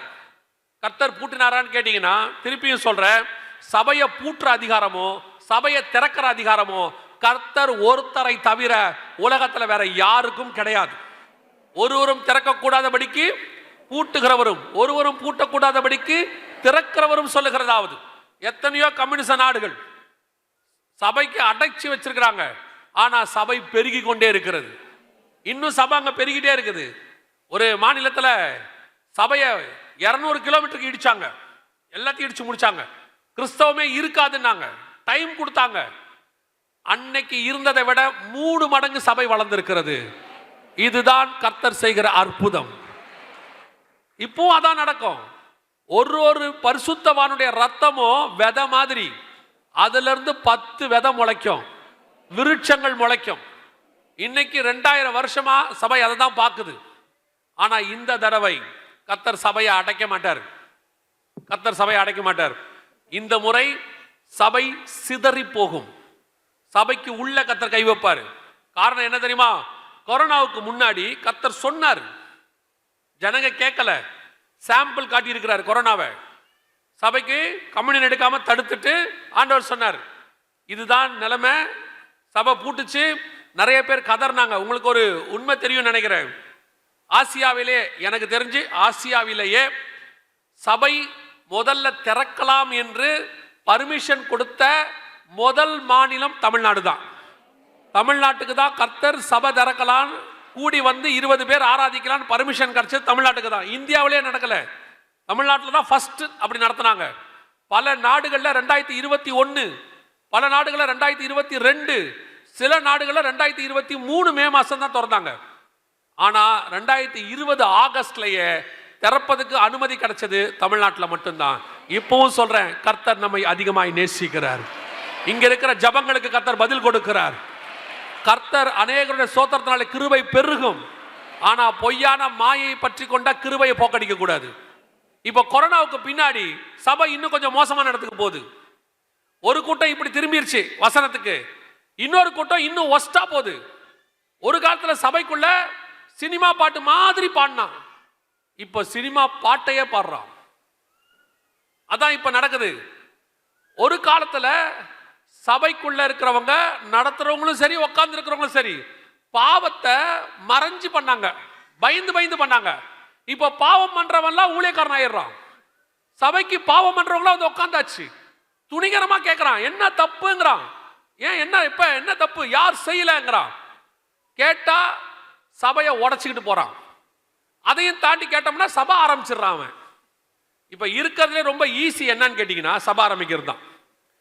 எவனையாவது திட்டி பாருங்க சர்ச்சில், அவன் சபை ஆரம்பிச்சிடுறான். முந்தியெல்லாம் யாரையாவது திட்டிங்கன்னா எவாஞ்சலிஸ்ட் ஆவான். இப்ப யாரையாவது திட்டிங்கன்னா சபை ஆரம்பிச்சிடுறான். ஒரு வாரம் கழிச்சு வந்து நம்மகிட்டயே சொல்றாங்க, பாஸ்டர் கர்த்தர் எங்களோடு கூட பேசினார். எனக்கு இந்த கர்த்தர் பேசினார்னாலே இப்ப கொஞ்சம் பயமா இருக்கு. வர வர கடைசி காலத்துல மாம்சமான யாவர் மேல ஆவியை ஊத்துவேன் இருக்காரு. ஆனா இவனுங்க தான் வந்து இப்ப அதிகமா பேசுறாங்க, கர்த்தர் சொன்னார், கர்த்தர் சொன்னார், கர்த்தர் பேசினார். என்னப்பா சொன்னாரு? சர்ச்சை ஆரம்பிக்க சொல்லியிருக்கிறார். அப்படியா? எங்கப்பா ஆரம்பிக்க சொல்லியிருக்காரு? இதோ நம்ம சர்ச்சுக்கு ஏத்தாப்புலயே மேல. டேய், ஆண்டவரே சொன்னாராடா. பேதுருவை கூட ஆழத்துல பார்த்தா மீன் போட சொன்னார், வலைய போடுனாரு. இப்ப இருக்கிற பேதுருக்கிட்ட மீன் தொட்டியில போட சொல்லியிருப்பார் போல, எதிரிலே. சரிப்பா, உன் சர்ச்சுக்கு யார் வர்றது? நம்ம சர்ச்சில் 4 பேர். இவ்வளவுதான் இன்னைக்கு சர்ச்சு. ஒரு காலத்தில் ஊழியக்காரன் ஆகணும்னா ஏதாவது ஒரு சபையில் போய் விசுவாசியா இருந்து ஒரு 5-10 வருஷம் விசுவாசத்தில் வளர்ந்து அப்புறம் ஒப்பு கொடுத்து ஒரு ஊழியக்காரன் அசிஸ்டண்டா இருந்து அவருக்கு செருப்புல இருந்து துணி மடிச்சு வைக்கிற வரைக்கும் வேலையெல்லாம் செஞ்சு நல்ல சீசன் ஆக்கி அவர் ஆசீர்வச்சு ஜோம் பண்ணி ஊழியக்காரானாங்க. இப்பெல்லாம் எவனையும் அப்படிலாம் ஒருத்தனும் கிடையாது, மேக்சிமம் கிடையாது, 90% கிடையாது. இருப்பாங்க 10%. எப்பவுமே ஆண்டவர் ஒரு தசமாக வச்சிருப்பாரு. 10% இருக்கும், 90% திட்டா ஊழியக்காரன் ஆயிடுறான். அதுவும் அவனுக்கு வீட்டில் ஒன்று இருக்கு பாருங்க மனைவி, அது அதை விட சூப்பர். இவனை திட்டினவனா அந்தமா தரிசனம் பார்க்குது. கர்த்தர் ஒரு தரிசனம் காட்டினாருப்பா, நீங்க மேடையில் நின்று பேசுறீங்களாமான்னு. வேலை முடிஞ்சு, அவ்வளவுதான். நல்லா கவனிச்சு கொள்ளுங்க. இன்னைக்கு சபை மிக மோசமான இடத்துக்கு போகுது. இவனுக்கு டாக்டர் பட்டம் கொடுக்கறதுக்கு ஆள் ரெடியா இருக்கு. படிச்சு வாங்கின காலம் போயிருச்சு. இப்ப பட்டம் பதவியெல்லாம் அதிகமாயிருச்சு. விசுவாசிகளுக்கு சொல்றேன், கடிந்து கொள்ளுகிற சபையில் நிலைத்திருங்கள். அதுதான் உங்களை உருவாக்கும். சும்மா அவன் சொல்றான் இவன் சொல்றான்னு போயிடாதீங்க. நான் சொல்றது சத்தியம். என் போதகர் என்னை குட்டட்டும், அதான் நல்லது. நீங்கள் உருவாக்குற இடத்துல இருந்தீங்கன்னா உருவாக்குவீங்க. ஒரு காலத்தில் பிள்ளையை கொண்டு போய் ஸ்கூல்ல விட்டா அப்பா அம்மா சொல்லி விட்டு வருவாங்க. எங்க காலத்தில் கண்ணு ரெண்டையும் விட்டுட்டு தோலை உரிங்கம்பாங்க. ஆக்சுவலா அன்னைக்கு உள்ள டீச்சர்ஸ் நல்லாவே அடிப்பாங்க. பத்தாவதுக்கு இவங்க ஒரு பவர் ஆஃப் அட்டான் எழுதி கொடுத்துட்டு வருவாங்க. அவங்களுக்கு நல்லா அடிங்க, ஒழுங்கா திருத்துங்க அப்படிம்பாங்க. அவங்களும் அடிச்சு சாத்திடுவாங்க. ஆனா இப்போ டீச்சர் பிள்ளையை அடிச்சா அப்பா போய் கேட்கிறாரு, ஏன் அடிச்ச? என் பிள்ளை மேல நீ எப்படி கை வைக்கலாம்? அப்புறம் பிள்ளை எப்படி உருப்பிடும்? கடினமா அடிக்க கூடாது, அது வேற. திருத்தறதுக்கு கண்டிப்பா பிறமை கையாளணும். அதே மாதிரிதான் சர்ச் இருக்கு இன்னைக்கு. ஒரு காலத்தில் சர்ச்சில் சபையில கடிந்து கொண்டு உபதேசம் பண்ணா முடிஞ்ச உடனே வந்து மனம் திரும்பி ஒப்பு கொடுத்து ஜோம் பண்ணுவான், பாஸ்டர் கர்த்தர் என் கூட பேசினாருன்னு. இப்ப கடிஞ்சு கொண்டு உபதேசம் பண்ணா பாஸ்டர் என்னையே தான் குறி வச்சு தாக்குறாருங்கிறான். கதை முடிஞ்சு. தயவு செய்து விசுவாசிகள் கவனியுங்கள். கடிந்து கொள்ளுகிற போல போதகர்கிட்ட தங்கிருங்க. அது ஒரு நாளும் வீணாய் போகாது. காது கிணிய பிரசங்கம் ஒரு நாளும் பரலோகத்துக்கு கூட்டிட்டு போகாது. இருதயத்தை குத்துகிற பிரசங்கம் தான் பரலோகத்துக்கு கூட்டிட்டு போகும். அல்லேலூயா. அந்த மாதிரி ஒரு சபையில அந்த மாதிரி ஒரு போதகர்கிட்ட தங்கிருங்க. அங்க 50 பேர் இருந்தாலும் சரி, 500 பேர் இருந்தாலும் சரி. இப்ப விசுவாசி வேற சர்ச்சு கட்டடத்தை பார்க்குது. அந்த கட்டடம் உள்ள சபையில உட்கார்ந்து இருக்கிறத பெருமையா வேற நினைக்குது. நாங்கள்லாம் அந்த சர்ச்சு தெரியுமா? அதுல என்ன உங்களுக்கு ஒரு பெருமை இருக்கு?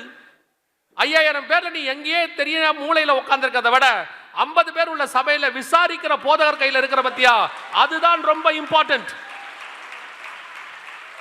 நீங்கள் அதை விரும்புங்கள். ஒரு வாரம் நீ சர்ச்சுக்கு போலனா பாஸ்டர் வந்து கேட்கணும் ஏன் வரலன்னு. அந்த மாதிரி உள்ள சபையில இருந்தினால் உன் ஆத்மா தப்பிக்கும்.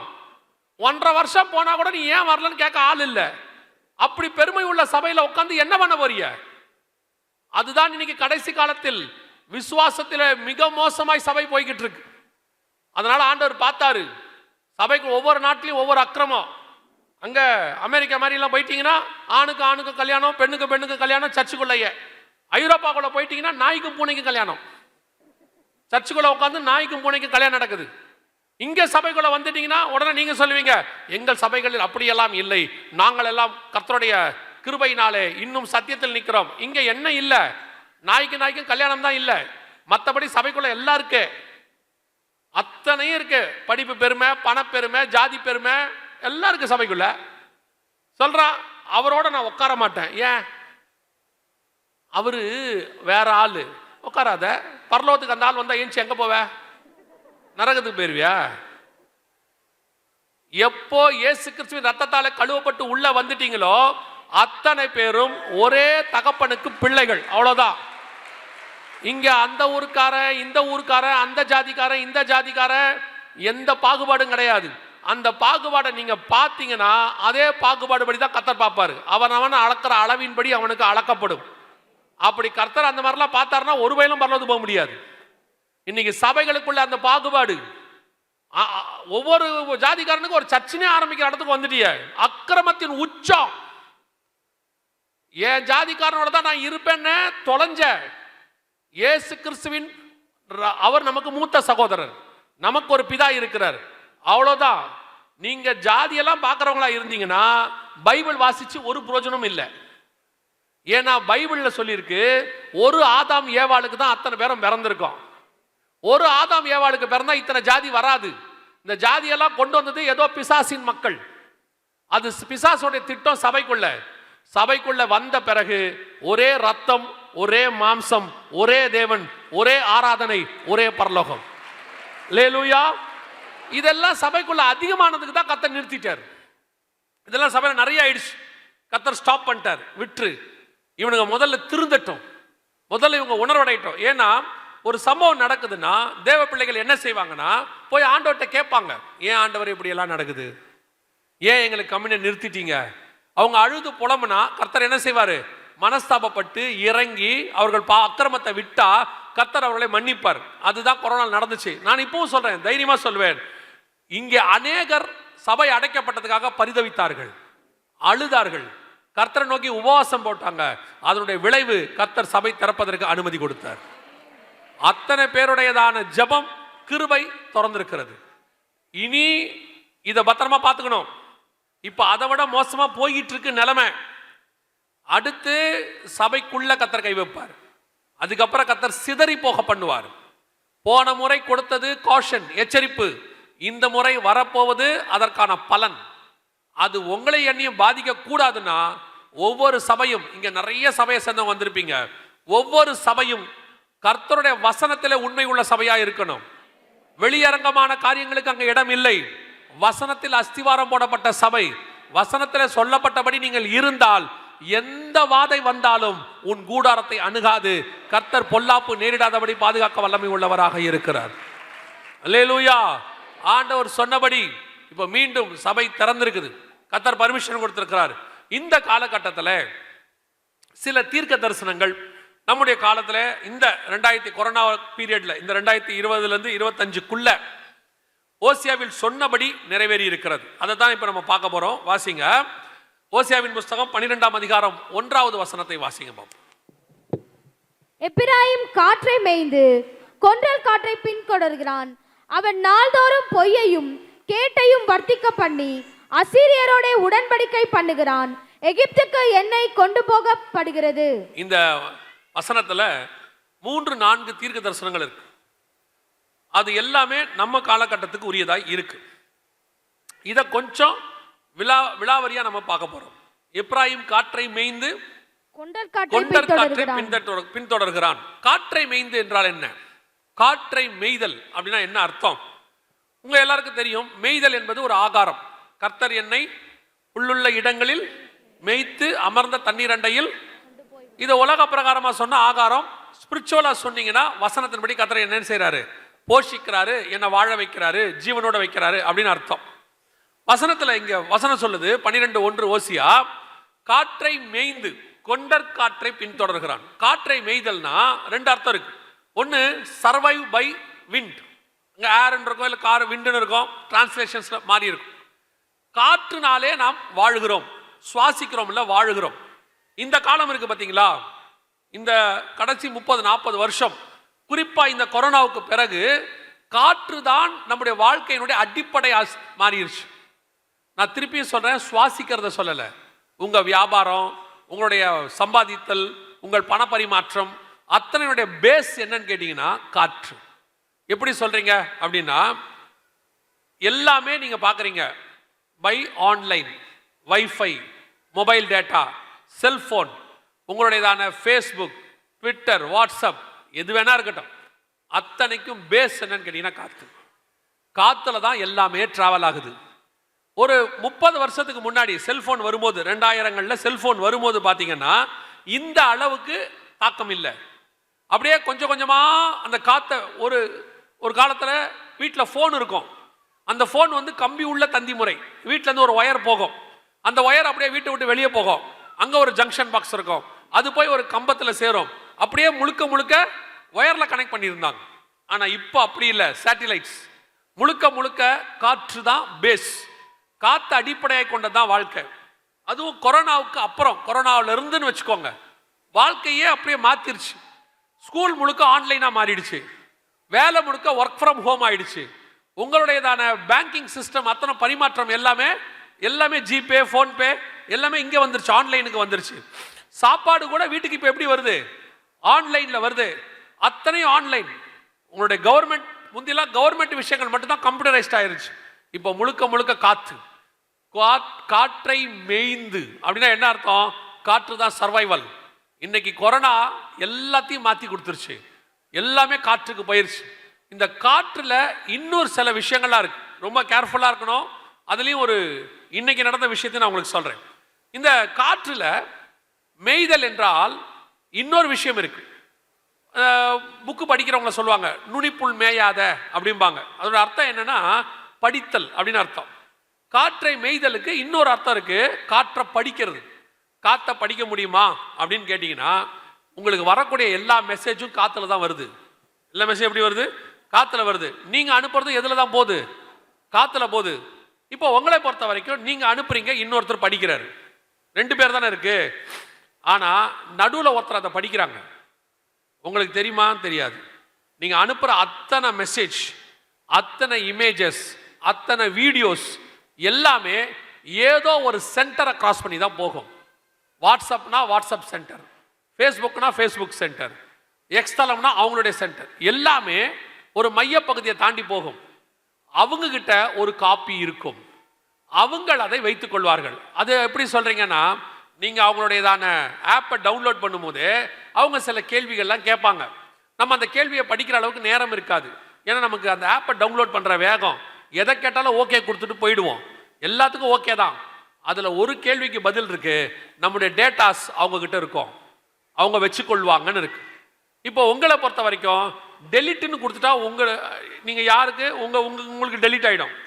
டெலிட் ஃபார் எவ்ரி ஒன்னு கொடுத்தா அவருக்கும் டெலிட் ஆயிடும்.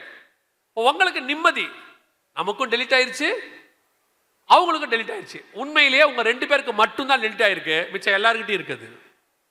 அதான் உண்மை. அவங்க கிட்ட இருக்கும். அவங்க இப்போ நான் சொல்றதெல்லாம் உங்களுக்கு நம்ப முடியிருக்கதா தெரியாது, ஆனால் அதுதான் உண்மை. நம்முடைய அத்தனை டேட்டாஸும் எங்கேயோ ஒரு இடத்துல, நம்மளை பொறுத்த வரைக்கும் பாஸ்வேர்டு, அவ்வளோதான். பாஸ்வேர்டு இருக்குங்க, யாருக்கும் தெரியாது.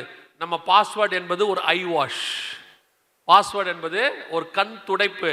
உங்களுக்கும் எனக்கும் அவன் கொடுத்து வச்சிருக்கிற கண் துடைப்பு. ஆமாங்க, பாஸ்வேர்டு வச்சிருக்கேன்னு ஒரு நம்பிக்கையில் தூங்கலாம் நம்ம தைரியமா. போனை பாஸ்வேர்டு போட்டாச்சுன்னா என்ன பண்ணிடலாம்? நம்பிக்கையை தூங்கலாம், யாருக்கும் தெரியாதுன்னு. அதெல்லாம் ஒன்றும் கிடையாது. ஃபர்கெட் பாஸ்வேர்டு கொடுத்தா வந்துடும். அந்த ஃபர்கெட் பாஸ்வேர்டுக்கு அவன் அனுப்புறான்ல, அது ஃபர்கெட் பாஸ்வேர்டு கொடுக்க அனுப்புறான்ல, அந்த பாஸ்வேர்டை வச்சு அவன் உள்ள போக முடியுமா? முடியாதா? அனுப்புறவன் போலாமா இல்லையா? அதெல்லாம் போலாம். எங்க ஊர்ல ஒரு பழமொழி சொல்லுவாங்க, கள்ளம் பெருசா காப்பாம் பெருசான்னு கேட்பாங்க. எப்பவுமே யார் தான் பெருசு? கள்ளம் தான் பெருசும்பாங்க. எவ்வளோ சட்டம் போட்டாலும் அதை தாண்டி தப்பு பண்ற ஒருத்தன் இருப்பானாமா. நீங்க என்னதான் போட்டாலும் பாஸ்வேர்டை உடச்சு உள்ள போற ஒருத்தன் இருக்கான். எங்க சேனலே ஹேக் பண்ணிட்டாங்க. இப்போ எங்க சேனலுமே இப்போ இருக்கு, அதுக்கு தான் புது சேனல் ஒன்று ஆரம்பிச்சு வச்சிருக்கோம். என்ன பண்ணாலும் 2-வே ஆத்தென்டிகேஷன், எதை போட்டாலும் அதையும் தாண்டி ஒருத்தன் வரான். அப்படின்னா என்ன அர்த்தம்? உங்களுடையது எல்லாமே வெளியரங்கமா இருக்கு. நீங்க என்ன நினைக்கிறீங்க? சேஃப். உங்களுடைய காரியங்கள் எல்லாம் படிக்கப்படுகிறது, எல்லாமே படிக்கப்படுகிறது. ரொம்ப கேர்ஃபுல்லா இருந்து கொள்ளுங்க. உங்களுடையதான அத்தனை விஷயங்களும் யாரோ ஒருத்தரை தாண்டி தான் போகுது. யாரோ ஒருத்தர்கிட்ட இருக்கு, டேட்டாஸ் இருக்கு. 60 நாளைக்கு 90 நாளைக்கு 30 நாளைக்கு அவங்க கிட்ட இருக்கும். அவங்களும் அதான் கேட்குறாங்க, நாங்கள் வச்சுப்போம், நாங்கள் உங்களுடைய மெசேஜை படிப்போம், உங்களுடைய இமெயிலை படிப்போம், கான்டாக்ட்ஸ் எடுத்துப்போம், எல்லாத்துக்கும் ஓகே சொல்கிறோம். இது 2500 வருஷத்துக்கு முன்னாடி பைபிளில் உள்ளது. காற்றை மேய்ந்து கொண்டல் காற்றை பின்தொடர்கிறான். இந்த காற்றை வச்சு தான் கடைசி காலத்தில் முழு உலகத்தையும் பிடிக்க போகிறாங்க. அதில் வெளிப்படுத்தல் 13:16 17வது வசனம், 16-17 வசனத்தில், சிறியோர் பெரியோர் ஐஸ்வர்யவான்கள் தரித்திரர் சுயாதீனர் அடிமைகள் இவர்கள் யாவரும் பர்வத, அப்படிதானே இருக்கு. சிறியோர் பெரியோர் ஐஸ்வர்யவான்கள் தரித்திரர் சுயாதீனர் அடிமைகள் இவர்கள் யாவரும் தங்கள் தங்கள் வலது கைகளிலாவது நெற்றிகளிலாவது ஒரு முத்திரையை பெறும்படிக்கு அந்த மிருகத்தின் முத்திரையாவது நாமத்தையாவது நாமத்தின் லக்கத்தையாவது தரித்துக் கொள்ளுகிறவன் தவிர வேறு ஒருவனும் கொல்லவும் விற்கவும் கூடாதபடிக்கு. இது எதை பத்தி தெரியுமா? கடைசி காலத்துல நம்ம அத்தனை பேரையும் ஒரு கண்காணிக்கிற கருவி கையிலையும் நெத்திலையும் போடுவாங்க. அப்படிலாம் வருவாங்கன்னா அதெல்லாம் ரெடி, ஆல்ரெடி எல்லாருக்கும் போறதுக்கு ரெடி ஆயிருச்சு. கடந்த ஒரு 6 மாசமா நீங்க நியூஸ்ல பார்த்திருப்பீங்க, நாய்களுக்கு சிப்பு போட சொன்னாங்க, ஞாபகம் இருக்குதா? எல்லா நாய்களுக்கு என்ன சொன்னாங்க? சிப்பு போட சொன்னாங்க. இன்னைக்கு பேப்பரை போய் பாருங்க, மாடுகளுக்கு சிப்பு போட சொல்லியிருக்காங்க. மார்ச் மாசத்துல இருந்து உங்களுக்கு அதெல்லாம் வருது நடைமுறைக்கு. எல்லா மாடுகளுக்கும் கம்பல்சரி, ரோட்ல இருக்கிற மாட்டுல இருந்து எல்லா மாட்டுக்கும் சிப்பு போடணும்னு சொல்லியிருக்காங்க. நாய்க்கு போட்டாச்சு, மாடுக்கு போட்டாச்சு, இன்னும் எதுக்கு போடுவாங்க தெரியாது. ஆனா கடைசியா மனுஷனுக்கு போடுவாங்க. அதுதான் வெளிப்படுத்தல் 13-16. இது எப்படி இயங்கும் தெரியுமா? காற்றுல தான் இயங்கும். கண்காணிக்கிறது காத்துல. உங்க செல்போன் எப்படி இயங்குதோ அதே மாதிரி சிப்பு இயங்க போகுது. உங்க செல்போனுக்குள்ள ஒரு சிப்பு இருக்கு, நம்ம போடுறோம்ல சிம் கார்டு, அந்த மாதிரி இந்த கையிலையும் நெத்திலையும் வைக்கிறதுல சிப்பு இருக்கு. காற்றை மேய்ந்து கொண்டல் காற்றை பின்தொடர்கிறான். ஆண்டவர் சொன்ன கடைசி காலத்தின் காற்று ஆளுகை செய்வது. ஒரு வசனம் வாசிங்களேன். எபேசியருக்கு நிருபம் 2ஆம் அதிகாரம் 1-2 வசனங்களை வாசிங்க. எபேசியர் 2:1-2 வாசிங்க. அக்கிரமங்களினாலும் பாவங்களினாலும் மரித்தவர்களாயிருந்த உங்களை உயிர்ப்பித்தார். அவைகளில் நீங்கள் முற்காலத்திலே இவ்வுலக வழக்கத்திற்கேற்றபடியாகவும் கீழ்ப்படியாமையின் பிள்ளைகளிடத்தில் இப்பொழுது கிரியை செய்கிற ஆகாயத்து அதிகார பிரபுவாகிய, அந்த ஆகாயத்து அதிகார பிரபுன்னு இருக்குல்ல, இங்கிலீஷ்ல பாத்தீங்கன்னா பிரின்ஸ் ஆஃப் விண்ட்னு இருக்கும், இல்லைன்னா ஏர்னு இருக்கும். ஆகாயத்து அதிகார பிரபு, பிரின்ஸ் ஆஃப் விண்ட் அப்படின்னா என்ன அர்த்தம்னா, கடைசி காலத்துல காற்றுக்கு அதிபதி தான் வேலை செய்வானா. காற்றை ஆளுகை செய்யக்கூடிய பிசாசினுடையதான அதிகார பிரபு அப்படின்னு இருக்கு. அதுதான் இன்னைக்கு டோட்டல் உலகத்தையும் காத்துல பிடிச்சி வச்சிருக்காங்க. ஏறக்குறைய 7000, 8000, 12000 சேட்டலைட் கிட்ட இருக்குதாமா. அத்தனையும் முழு உலகத்தையும் கண்காணிக்க ஆரம்பிச்சிருச்சு. செகண்ட் பை செகண்ட் கண்காணிக்கிறாங்க. இன்னும் அடுத்து என் நண்பர் ஒருத்தர் சொன்னாரு, இந்த வருஷத்துல இருந்து வீட்டுக்குள்ளேயே கண்காணிப்பாங்க. உங்க பொருட்கள் எல்லாமே உங்களை கண்காணிக்க ஆரம்பிக்கும். ஏஐன்னு சொல்ற பாருங்க, ஆர்டிபிஷியல் இன்டெலிஜென்ஸ். அதெல்லாம் தாண்டிட்டோமா? அதெல்லாம் செயற்கை நுண்ணறிவு. உங்க வீட்டில் இருக்கிற டிவி, உங்க வீட்டில் இருக்கக்கூடிய ஏர் கண்டிஷன், நீங்க பார்க்கறது ஏசின்னு சொல்றோமே, உங்க வீட்டில் இருக்கக்கூடியதான மற்ற பொருட்கள் எல்லாம் ஃப்ரிட்ஜ் வரைக்கும் உங்களை கண்காணிக்கிற இடத்துக்கு கொண்டு வராங்க. நீங்க வீட்டில் பேசுறதெல்லாம் அங்கே ஸ்டோர் ஆகும். இப்பவே உங்களுக்கு தெரியாது எது எதெல்லாம் ஸ்டோர் ஆகுதுன்னு சொல்லி. அத்தனையும் வேதம் சொன்ன காற்றை அடிப்படையாய் கொண்டது. இது எல்லாத்துக்கும் பேஸ் பாருங்க, காத்து. எல்லாத்துக்கும் ஆகாயத்து அதிகார பிரபு. வேதம் சொன்னபடியே காற்றை மேய்ந்து கொண்டல் காற்றை பின்தொடர்கிற காலம் வந்துருச்சு. குறிப்பா அது உச்சத்துக்கு போனது கொரோனா பீரியட்ல. அதுக்கு முன்னாடி ஸ்கூல் எல்லாம் ஆன்லைன்ல இல்ல, ஃபீஸ்லாம் கூட நம்ம போய் தான் கட்டிட்டு இருந்தோம். இப்போ ஆன்லைன் ஃபீஸ். இப்போ ஒர்க் ஃப்ரம் ஹோம், உலகம் முழுக்க ஒர்க் ஃப்ரம் ஹோம் ஆயிடுச்சு. 50% மாறிடுச்சாமா. வேலையிலிருந்து சாப்பாட்டுல இருந்து எல்லாமே காத்தை அடிப்படை ஆரம்பிச்சிருச்சு. திருப்பியும் சொல்றேன், இந்த வாழ்க்கைக்கு நீங்க ஒரு 25 வருஷமா பழக்கப்பட்டதுனால உங்களுக்கு அது சாதாரணமா இருக்குது. அது உங்களை கண்ட்ரோல் பண்ண தொடங்குதுன்னு அர்த்தம். இனி இதை விட்டு நீங்க வெளியே வரவும் முடியாது. வேதம் சொல்லுது, ஒருவரும் தப்பி போகாத காலம் ஒன்று வருகிறது, கொல்லவும் விற்கவும் வாங்கவும் விற்கவும் கூடாதபடிக்கு செய்தது. இப்ப யோசிச்சு பாருங்க, ஆன்லைன் இல்லாம உங்களால எவ்வளவு வாங்க முடியும்னு பாருங்க. ஒரு 20%, 30%. ஒரு ரோட்ல போய் ஒரு பழக்கடைக்காரரை பாருங்க, கியூஆர் கோட் வச்சுட்டு உட்காந்துருக்கிறாரு. ஒரு பழக்கடைக்காரர் கியூஆர் கோட் வச்சுட்டு உட்காந்துருக்கிறாரு. எல்லாம் ஆன்லைன், காற்றை பேஸ் பண்ணது. நான் ஒரு பிசினஸ் மேனோட பேசிட்டு இருந்தேன். அவர் சொன்னாரு, ஒரு 5 வருஷத்துக்கு இப்பயும் பாக்குறேங்க 80% எல்லாம் டிஜிட்டல் மாறிடுச்சுங்கிறாரு. இன்னும் 1-2 வருஷத்துக்குள்ள 100% ஆயிடும். உங்கள் பணம் செல்லாது என்று சொல்வார்கள், டிஜிட்டல் மணியாய் மாற்றி விடுவார்கள். உங்க பணம் செல்லாதுன்னா என்ன அர்த்தம்னா வேஸ்ட். அப்படி இல்லை, எல்லாமே டிஜிட்டல் மணி. அதுக்கப்புறம் உங்க கையில் இருக்கிற ரூபாய்க்கு மதிப்பு இருக்காது. பேப்பர் அது. அது பேங்க்ல இருந்தா நம்பரா இருந்தா உங்களுக்கு மதிப்பு, கையில பேப்பரா இருந்தா மதிப்பு இருக்காது. காற்றை மேய்கிற காலம், வேதம் சொன்ன கடைசி காலத்துக்கு வந்து நிக்கிறோம். நோவா காலத்துல இதே மாதிரிதான் நோவா கதறிக்கிட்டு இருந்தாராமா. ஆனா வசனம் சொல்லுது பேதுருவின் புத்தகத்துல, அவர்கள் கீழ்ப்படியாமல் போன ஆவிகள். சொல்லி சொல்லி பார்த்தாரா, கேட்கலையாமா. மத்தேயு 24, 37, 38 சொல்லுது, வெள்ளம் வந்து வாரி கொண்டு போகும் அளவும் உணராதிருந்தார்கள். இப்ப அப்படிதான் இருக்கு. 25 வருஷமா காத்து புடிச்சு வச்சிருக்கு. கொஞ்சம் கொஞ்சமா நம்மள உள்ள இழுத்து இழுத்து இழுத்து இன்னைக்கு போன் இல்லாம உங்களால வாழ முடியாதுங்கிற இடத்துக்கு 90% வந்தாச்சு. ஒரு கூட்டம் போன் இல்லாம வாழ முடியாது. ஒரு கூட்டம் அடிக்ட் ஆயிட்டான், இன்னொரு கூட்டம் வெறியன் ஆயிட்டான். போன் எல்லாம் வாங்கினீங்கன்னா வீட்டுல ரகலையா நடக்குது. வீட்டை போட்டு உடைக்கிறான். ஒரு நிமிஷத்துக்கு ஒரு தடவை போன் எடுத்து பார்க்கறான். நாம் அந்த இடத்துக்கு வந்துட்டோம்.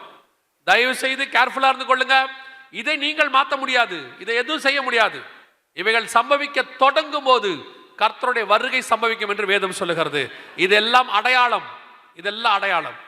காற்றை மேய்ந்து கொண்டல் காற்றை பின்தொடர்கிறான். அதே 12:1 ஓசியாவின் புத்தகம் சொல்லுது, காற்றை மேய்ந்து கொண்டல் காற்றை பின்தொடர்கிறான். அவன் நாள்தோறும் பொய்யையும் கேட்டையும் வர்த்திக்க பண்ணி, பொய்யையும் கேட்டையும் வர்த்திக்க பண்ணி. அப்படின்னா என்ன அர்த்தம்? இந்த காத்தை வச்சுக்கிட்டு அவங்க என்ன பண்ணுவாங்களாம், பொய் கேடு அப்படியே மல்டிப்ளிகேஷன் அப்படியே வர்த்திக்க பண்ணுவாங்களாம். நம்ம பாஷையில சொன்னோம்னா ஷேர் பண்ணுவாங்க. ஒருத்தனுக்கு மெசேஜ் அனுப்பிச்சிட்டீங்கன்னா போதும், அதை அப்படியே 10 பேருக்கு ஷேர் பண்ணிடுவான். 10 குரூப்புக்கு போயிடும். தங்கிட்ட இருக்கிற எல்லா கான்டாக்டுக்கு. சிலருக்கு வேலையே என்னன்னா ஷேர் பண்றது தான் வேலை. காலையில் ஷேர் பண்ணாமல் அவனால் எதுவுமே செய்ய முடியாது. ஃபார்வேர்ட், அவ்வளோதான். அதான் வர்த்திக்க பண்ணி. பொய் கேடு ரெண்டு தான் பிரதானம். ஒன்று அந்த செய்தி பொய்யான செய்தியாக இருக்குது, இல்லை உங்களுக்கு அது கேடான செய்தியாக இருக்குது. இதை நான் மாற்றி சொல்கிற மாதிரி கவனிங்க. அந்த செய்தி உண்மையாக இருக்கும், ஆனால் கேடாக இருக்கும். அதனால் உங்களுக்கு ஒரு நன்மையும் இருக்காது, ஆனால் உண்மைதான். என்ன இருக்கும்? அந்த நடிகர் இத்தனை கோடி ரூபாய் சம்பளம் வாங்கினார், உங்களுக்கு என்ன பிரயோஜனம்? அதில் உங்களுக்கு என்ன பிரயோஜனம்? அது கேடு தானே. அதனால் என்ன இருக்கு? இவர் அந்த கட்சிக்கு போனார், அவர் அந்த கட்சியில் இந்த கட்சிக்கு தாவினார், உங்களுக்கு என்ன பிரயோஜனம்? அதில் என்ன இருக்கு? இன்னும் ஒரு படி மேலே போய் சிலது நன்மையாக இருக்கும், ஆனால் பொய்யா இருக்கும். அது எப்படி? நீங்கள் இந்த தைலத்தை தடவனா தலையிலேருந்து கால் வரைக்கும் முடி வளரும். உங்களுக்கு அது நன்மையா தெரியுது, ஆனா பொய். அவ்வளோ என்ன செய்யாது, யாராவது ஒருத்தருக்கு வளரும், எல்லாருக்கும் வளராது. அதில் பாதி பொய். உங்களுக்கே தெரியும், கொரோனாவில் வாட்ஸ்அப்பில் எத்தனை மருந்து வந்துச்சு. பாதி பேர் டாக்டராக இருந்தான். இப்போ அந்த கஷாயத்தை குடி, இந்த கஷாயத்தை குடி, அதை தண்ணியில் போடு, இதை சுடு தண்ணியில் போடு, இதை மூச்சு புடி, அதை ஆவியை புடி, அதை தின்னு, இதை தின்னு. நீங்களும் எத்தனையோ தின்னு தான் பார்த்தீங்க. ஆமாம் தானே? நான் இப்போ பாதி பேர் டாக்டர் தான் இப்போ வீட்டில். ஏதாவது சொன்னோம்னா, அதுவும் இப்போ புதுசாக ஒன்று கற்றுருக்கான், அந்த பேரே நமக்கு கேள்விப்படாத பேராக இருக்கு. கரிசலாங்கண்ணி முகத்தை கொட்டக்கிறேன்றான், அது என்னன்னே நமக்கு தெரியாது. அதை எடுத்து அரைச்சி பொடி ஆக்கி சுடுதண்ணியில் 3 வேளை குடிச்சின்னா அதுக்கு எதை தின்னதுனால அந்த பிரச்சனை வந்துச்சோ அதை திங்காமல் இருந்தால் போதாது, திங்க வேறதை தின்னுபிட்டு அப்புறம் இதை குடி அதை குடிங்கிறான். அதுக்கு பேசாமல் இதை சாப்பிடாம இந்த வேலை முடிச்சு தானே. இன்னைக்கு கடைசி காலத்தில் வாட்ஸ்அப்லையும் ஃபேஸ்புக்லையும் வரதில் மெஜாரிட்டி மேக்சிமம் பொய், மீதம் கேடம். ஒரு 5-10% தான் நன்மை இருக்கு நமக்கு. வேதம் சொன்னது ஓசியா 12:1, அவன் நாள்தோறும் பொய்யையும் கேட்டையும் வர்த்திக்க பண்ணி. இதுல இன்னொன்னு நான் சொல்லிட்டு அடுத்த பாயிண்ட்டுக்கு போறேன். விசுவாசிகள் கவனிங்க, நீங்கள் இன்னொருத்தருக்கு ஃபார்வர்ட் பண்றது நன்மையானதும் புரோஜனமானதும் உண்மையா இருக்குதான் மட்டும் பாருங்க. இன்னைக்கு கடைசி காலத்துல விசுவாசிகளுக்கு நல்ல விஷயத்தையே நீங்க பார்க்க தயாரா இல்லை. இப்ப நீங்க எப்படி ஆயிட்டீங்கன்னு கேட்டீங்கன்னா, இந்த யூடியூப்லாம் தம்ப்நெயில் ஒன்று கொடுக்குறாங்க. இப்போ அந்த தம்ப்நெயில் எப்படி இருக்கணும்னு கேட்டிங்கன்னா, இந்த கிறிஸ்தவ சேனல்களே இருக்குது, அதுகளே அப்படி தான். நிறைய கிறிஸ்தவ சேனல் இருக்குது. இவங்கெல்லாம் என்னை பொறுத்த வரைக்கும் இயேசுவ வியாபாரி. இவங்கெல்லாம் வியாபாரத்துக்கு சம்பாதிக்கிறவங்க. ஒரு விஷயத்தை பார்க்க வைக்கணும், அதுக்கு இவங்க பண்ணுற சேட்டை இருக்குல்ல. இப்போ என்னையே எப்படி மாற்றி வச்சிருக்கான்னு கேட்டிங்கன்னா, திடுக்கிடும் செய்தி எம்டி ஜெகன். ஆக்சுவலா முதல்ல திடுக்கு எடுக்கிறது நான் தான். என்னதான் போட்டாங்கன்னு தெரியலையே. இந்த தம்ப்நெயில்ல போடுறவங்களை கண்டுபிடிச்சு தம்ப்நெயில மாத்துங்கடான்னு சொல்றதே எங்களுக்கு வேலையா இருக்கு. அப்படி என்ன ஒரு சீப்பான வியாபாரம் வேண்டி கிடக்கு பணம் சம்பாதிக்கிறதுல. இயேசுநாதர் இந்த மாதிரி ஒரு திடுக்கிடும் செய்தியை கொடுத்தாருன்னா எத்தனை பேர் ரட்சிக்கப்பட்டுருவான்? ஆமா தானே? வானத்திலிருந்து 2 கை அப்படி நீட்டி 2 கையிலையும் ரத்தம் சொட்ட வந்துச்சுன்னா இதை விட பெரிய காஸ்பல் என்ன இருக்கு? இன்னைக்கு இருக்கிற டெக்னாலஜிக்கு முழு உலகத்துக்கும் 15 நிமிஷத்துல பரவிடும். வானத்துல 2 கையிலும் ரத்தம் சொட்டுது, அது இயேசுதான் வந்துட்டார்னா சுவிசேஷம் முடிஞ்சிருச்சா இல்லையா? ஆனா இயேசு அப்படி சொல்ல விரும்பவில்லை. பயமுறுத்தி ஒருத்தனை ரட்சிக்க கர்த்தர் விரும்பல. இந்த மாதிரி அட்ராக்டிவ் ஒரு மாதிரி இப்ப இருக்கவங்களும் அப்படி இருக்காங்க.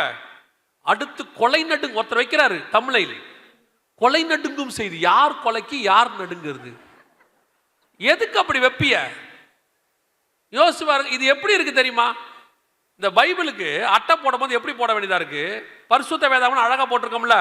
இனிமேட்டு இந்த ஆளுங்கிட்ட அதை கொடுத்துட்டீங்கன்னா அடுத்து சோதோமில் நடந்தது என்ன, வேதாகமத்தை வாசித்து பாருன்னு அட்டை போட்டுருவான். அப்படித்தான் போடுவான் இவெல்லாம் வியாபாரி, பிசினஸ்மேன். கவனிச்சுக்கொள்ளுங்க விசுவாசிகள், அவங்க அப்படி போடுறதுக்கு காரணம் நீங்க தான். நீங்க நல்ல தம்ப்நெயில் வச்சா பார்க்கறது இல்லை தெரியுமா? பரலோகத்துக்கு போகிற 7 வழிகள் உள்ளே போக மாட்டீங்க நீங்க. நான் சொல்றது பரலோகத்துக்கு இல்ல, மெசேஜுக்குள்ள போகவே மாட்டீங்க. நீங்க பண்ற வேலை தான் அவ்வளவுக்கு காரணம். சில மனுஷங்கள்லாம் நல்ல செய்தி, நானே போய் பார்க்குறேன், நல்ல செய்தி போடுறாங்க. அந்த மனுஷன் நல்ல செய்தி போகும்போது யாரோ பார்க்குறீங்களா? போக மாட்டீங்க. அவர் இப்படி போடுறாரு. இப்போ அந்த ஊழியக்காரன் வாழ்க்கையில் நடந்த மர்மம், மொத்த பேர் போய் குமீறீங்க உள்ள. பார்த்தா நல்ல செய்தி போட்டார்னா 1000 பேர் பார்க்குறீங்க. ஊழியக்காரன் வாழ்க்கையில் மர்மம்னா 10,000 பேர் உள்ள போறீங்க. அந்த ஊழியக்காரன் வாழ்க்கையில மர்மத்தை வச்சு நீங்க என்ன பண்ண போறீங்க? உங்களுக்கு என்ன பிரயோஜனம்? அதனால உடனே ஃபார்வர்ட், இமிடியேட்டா ஃபார்வர்ட் பண்ணி விட்டுட்டு அந்த அனுப்பின ஆளு பாக்காட்டி, ப்ளூடிக்கு வராட்டி போன் பண்ணி கேக்குது, நான் உன்னை அனுப்பினே பார்க்கலையா இன்னும், அதை பார்த்துட்டு கூப்பிடு. இந்த மாதிரி சுவிசேஷம் சொல்லிருக்கீங்களா என்னைக்காவது? இந்த மாதிரி யாருக்காவது சுவிசேஷத்தை ஃபார்வர்ட் பண்ணிருக்கீங்களா? மைண்டே கரப்டட் மைண்டா மாறிக்கிட்டு இருக்கு கொஞ்சம் கொஞ்சமா. நீங்கள் பார்க்கறது எல்லாமே இந்த மாதிரி ஏடகடமா இருந்தாதான். ஊழியக்காரன் அப்படித்தான் இருக்கா, விசுவாசி அப்படித்தான் இருக்கு. ஃபாதர் பெர்க்மன்ஸ் அழகா சொல்லிட்டாரு அன்னைக்கு, நான் யூடியூபே பார்க்கறது இல்லைன்ட்டு. அதான் உண்மை. பரிசுத்தவான்கள் இதை விட்டு தூரம் போயிட்டே இருக்காங்க. அன்னைக்கு மோகன் சி அண்ணன் கிட்ட பேசிட்டு அண்ணன் சொல்றாங்க, நான் இதெல்லாம் பார்க்கறதே இல்லை தம்பின்ட்டாங்க. நிஜம் அது. Corrupted mind. தயவு செய்து இதெல்லாம் உங்கள் ஆத்மாவுக்கு ஒரு பிரயோஜனத்தை கொடுக்காது. வேதம் தெளிவாய் சொல்லுது, பக்தி விருத்திக்கு ஏதுவான நல்ல வார்த்தைகளையே பேசுங்கள். எதுக்கு இந்த மாதிரி விஷயத்தெல்லாம் ஃபார்வர்ட் பண்ணுவீங்க? அதனால ஒரு பிரயோஜனம் இல்லை. அதுல ஒரே ஒரு பிரயோஜனம் இருக்கு, எவன் வீடியோ போடுறானோ அவன் சமாதிக்க போறான். ஃபார்வர்ட் பண்றதுனால உங்களுக்கு ஒரு பிரயோஜனமும் வரப்போறது இல்லை. அதனால இன்னொன்னு இருக்கு, ஒருவேளை நீங்க ஃபார்வர்ட் பண்றது பொய்யா இருந்துச்சுன்னு வச்சுக்கோங்க, நீங்க தெரியாம தான் ஃபார்வர்ட் பண்ணிட்டீங்க, ஆனா பொய்யான விஷயத்தை பரப்பிட்டீங்கன்னு வச்சுக்கோங்க, அதற்கான தண்டனை யாருக்கு? ஆண்டவர்கிட்ட சொல்ல முடியாது, நான் தெரியாம பண்ணிட்டேன் ஆண்டவர். ஆண்டவர் சொல்வாரு, நான் உன்னை சுவிசேஷம் சொல்ல சொன்னேன் சொன்னியா, ஆனா இதை ஏன் சொன்னேன்னு கேட்பாரு. நோவா கிட்ட ஒருத்தன் போய் பார்த்தான், ஃபர்ஸ்ட் அவரோட கூடாரத்துக்குள்ள போய் பார்த்தான். அவர் அங்க வஸ்திரம் விலகி படுத்திருந்தாருன்னு இருக்கு. இவன் போய் 2 பேருக்கு மெசேஜை ஃபார்வர்ட் பண்ணிட்டான். அப்பா படுத்திருக்கிறார், ஃபார்வர்ட் பண்ணிட்டான். அந்த 2 பேரும் என்ன பண்ணிட்டான்னா மெசேஜை டெலீட் பண்ணிட்டான், பிளாக் பண்ணிட்டான், துணியை கொண்டு போய் மூடிட்டான். எழுந்திரிச்ச உடனே அப்பா செஞ்சது என்ன தெரியுமா? பிளாக் பண்ணி டெலீட் பண்ணவனை ஆசீர்வதிச்சிட்டாரு, ஃபார்வர்ட் பண்ணவனை சபிச்சிட்டாரு. கிட்டத்தட்ட இயேசு வருகிற வரைக்கும் அந்த சந்ததி சாபத்தில் இருந்தது. அந்த கானானியஸ்தர் இயேசு கிட்ட வந்து கேட்கிறா, என் பிள்ளை வியாதியாகி இருக்கிறாள். கிட்டத்தட்ட 2000 வருஷம் நீங்கள் தப்பான விஷயத்தை ஃபார்வர்ட் பண்ணி உங்கள் பிள்ளைகளுக்கு சாபத்தை சேர்த்து வச்சுட்டு போகாதீங்க. நல்ல விஷயத்தை, சுவிசேஷத்தை ஃபார்வர்ட் பண்ணுங்க. நீங்கள் நீதிமானின் சந்ததி, அது ஆசீர்வாதமாக இருக்கும். அல்லேலூயா. இந்த மாதிரிலாம் ஏதாவது மெசேஜ் வருதா யாரை பற்றியாவது, டெலீட் பண்ணுங்க. அதில் அனுப்புகிற ஆள்கிட்ட, நான் ஒருத்தர் எனக்கு அனுப்புனார், ஃபோன் பண்ணி சொன்னேன், இந்த மெசேஜெல்லாம் எனக்கு அனுப்பாத, இதெல்லாம் எனக்கு தேவையும் இல்லை. அதுதான் அந்த மாதிரி யாராவது ஃபோன் பண்ணால் ஃபோன் பண்ணி சொல்லிடுங்க, உனக்கு வேலை வெட்டியே இல்லையான்னு கேளுங்க. அதுக்கப்புறம் உங்களுக்கு அவங்க அனுப்ப மாட்டாங்க. சில ஜென்மம் திருந்தாது, அதுக்கு அதே தான் வேலை. அவங்கள திருத்துறது நம்ம வேலை கிடையாது, நாம கரப்ட் ஆகாம பார்த்துக்கணும், அவ்வளோதான் நம்ம வேலை. அவனை திருத்த முடியாது.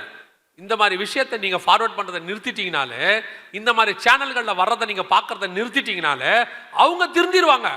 டேய், இனிமேட்டு இவன் சத்தியம் போட்டா தாண்டா பார்ப்பான், இந்த மாதிரி விஷயத்தை பார்க்க மாட்டான்னு அவன் திருந்திடுவான். அல்லேலூயா. ஒரு கொஞ்சம் பேர் இப்படி இருக்காங்க, நீங்களும் அப்படி இருக்காதிருங்கள். 12ஆம் அதிகாரம் ஓசியாவின் புஸ்தகம் சொல்லுகிறது, 1வது வசனம், எப்ராயிம் காற்றை மேய்ந்து கொண்டல் காற்றை பின்தொடர்கிறான், அவன் நாள்தோறும் பொய்யையும் கேட்டையும் வர்த்திக்க பண்ணி அசீரியரோட உடன்படிக்கை பண்ணுகிறான். இது 2022 நடந்த தீர்க்க தரிசனம். நல்லா கவனிங்க. அசீரியரோடு கூட உடன்படிக்கை. கிட்டத்தட்ட 2000 வருஷமா இந்த வசனம் நடக்கவே இல்லை. ஏன்னா இஸ்ரவேல்னு ஒருத்தன் இல்லவே இல்லை. ஆண்டவர் சொல்றாரு, கடைசி காலத்துல இஸ்ரவேல் அசீரியரோடு கூட உடன்படிக்கை பண்ணும். இந்த தீர்க்க தரிசனம் எப்ப நடந்தது பாத்தீங்கன்னா, துல்லியமாக 2025 முன்னாடி ட்ரம்ப் வந்தார் பாருங்க, அந்த நேரத்துல இந்த தீர்க்க தரிசனம் நடந்துச்சு. இதான் ஓசியா 12:1. இதுக்கு முன்னாடி இப்படி ஒரு அக்ரிமெண்ட் நடக்கவே இல்லை. இதுக்கு பேரு ஆபிரகாம் அக்கார்டு அப்படின்னு பேரு, ஆபிரகாமின் ஒப்பந்தங்கள். ஆபிரகாம் முதல்ல போய் இவங்களோட பண்ணாரு பாருங்க, அபிமெலேக்கோடு கூட பண்ணாரு, ஈசாக்கு பண்ணார்ல, அதற்கு பிறகு யாக்கோபு சிரியா தேசத்தனாகிய லாபானோட பண்ணார்ல, அதுக்கப்புறம் இதுதான் அசீரியோடு கூட உடன்படிக்கை. வேதம் சொன்னபடி UAE அப்படின்னு சொல்லக்கூடிய யுனைடெட் அரப் எமிரேட்ஸ் 7 நாடுகளோடு கூட ஒப்பந்தம் போடப்பட்டது. இது நடக்கவே வாய்ப்பில்லாத தீர்க்க தரிசனம், நடக்கவே நடக்காது. ஏன்னு கேட்டீங்கன்னா, இந்த நாடுகள் எல்லாம் 2000 வருஷமா இஸ்ரவேலை கொள்ளையாய் பகைக்கிறவர்கள்.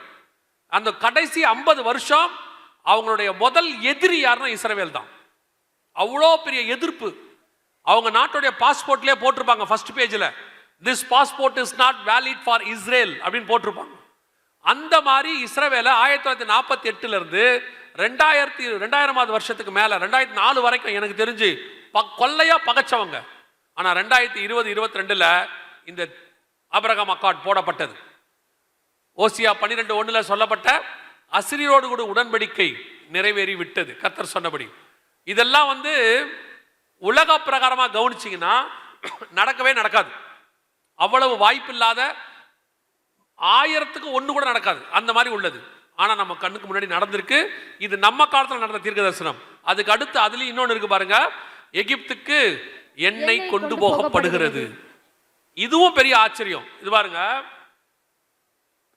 எகிப்துக்கு இஸ்ரேல்ல இருந்து எண்ணெய் போகுமா? ஓசியா 12:1 சொல்லுது, எகிப்துக்கு இஸ்ரேல்ல இருந்து எண்ணெய் போகும். எப்படி? எகிப்துக்கு ஒரு பெரிய கால்வாய் இருக்கு. அந்த கால்வாய் வழியா தான் உலகத்தில் உள்ள மொத்த கப்பலும் போகும். அவங்களுக்கு தேவையானதெல்லாம் அங்கேயே என்ன பண்ணிடுவாங்க, வாங்கிடுவாங்க. ரெண்டாவது, எகிப்துல இருந்து பார்க்குற தூரத்தில் தான் சவுதி அரேபியா இருக்குது. சவுதி அரேபியா தான் எண்ணெய் வளத்திலேயே நம்பர் 1. அவங்க இவங்களுக்கு சகோதரர்கள். அப்படி இருக்கிற இந்த எகிப்து எதிரி நாடு இஸ்ரேல்கிட்ட என்ன செய்யுமா, அது எண்ணெய் வாங்குமா.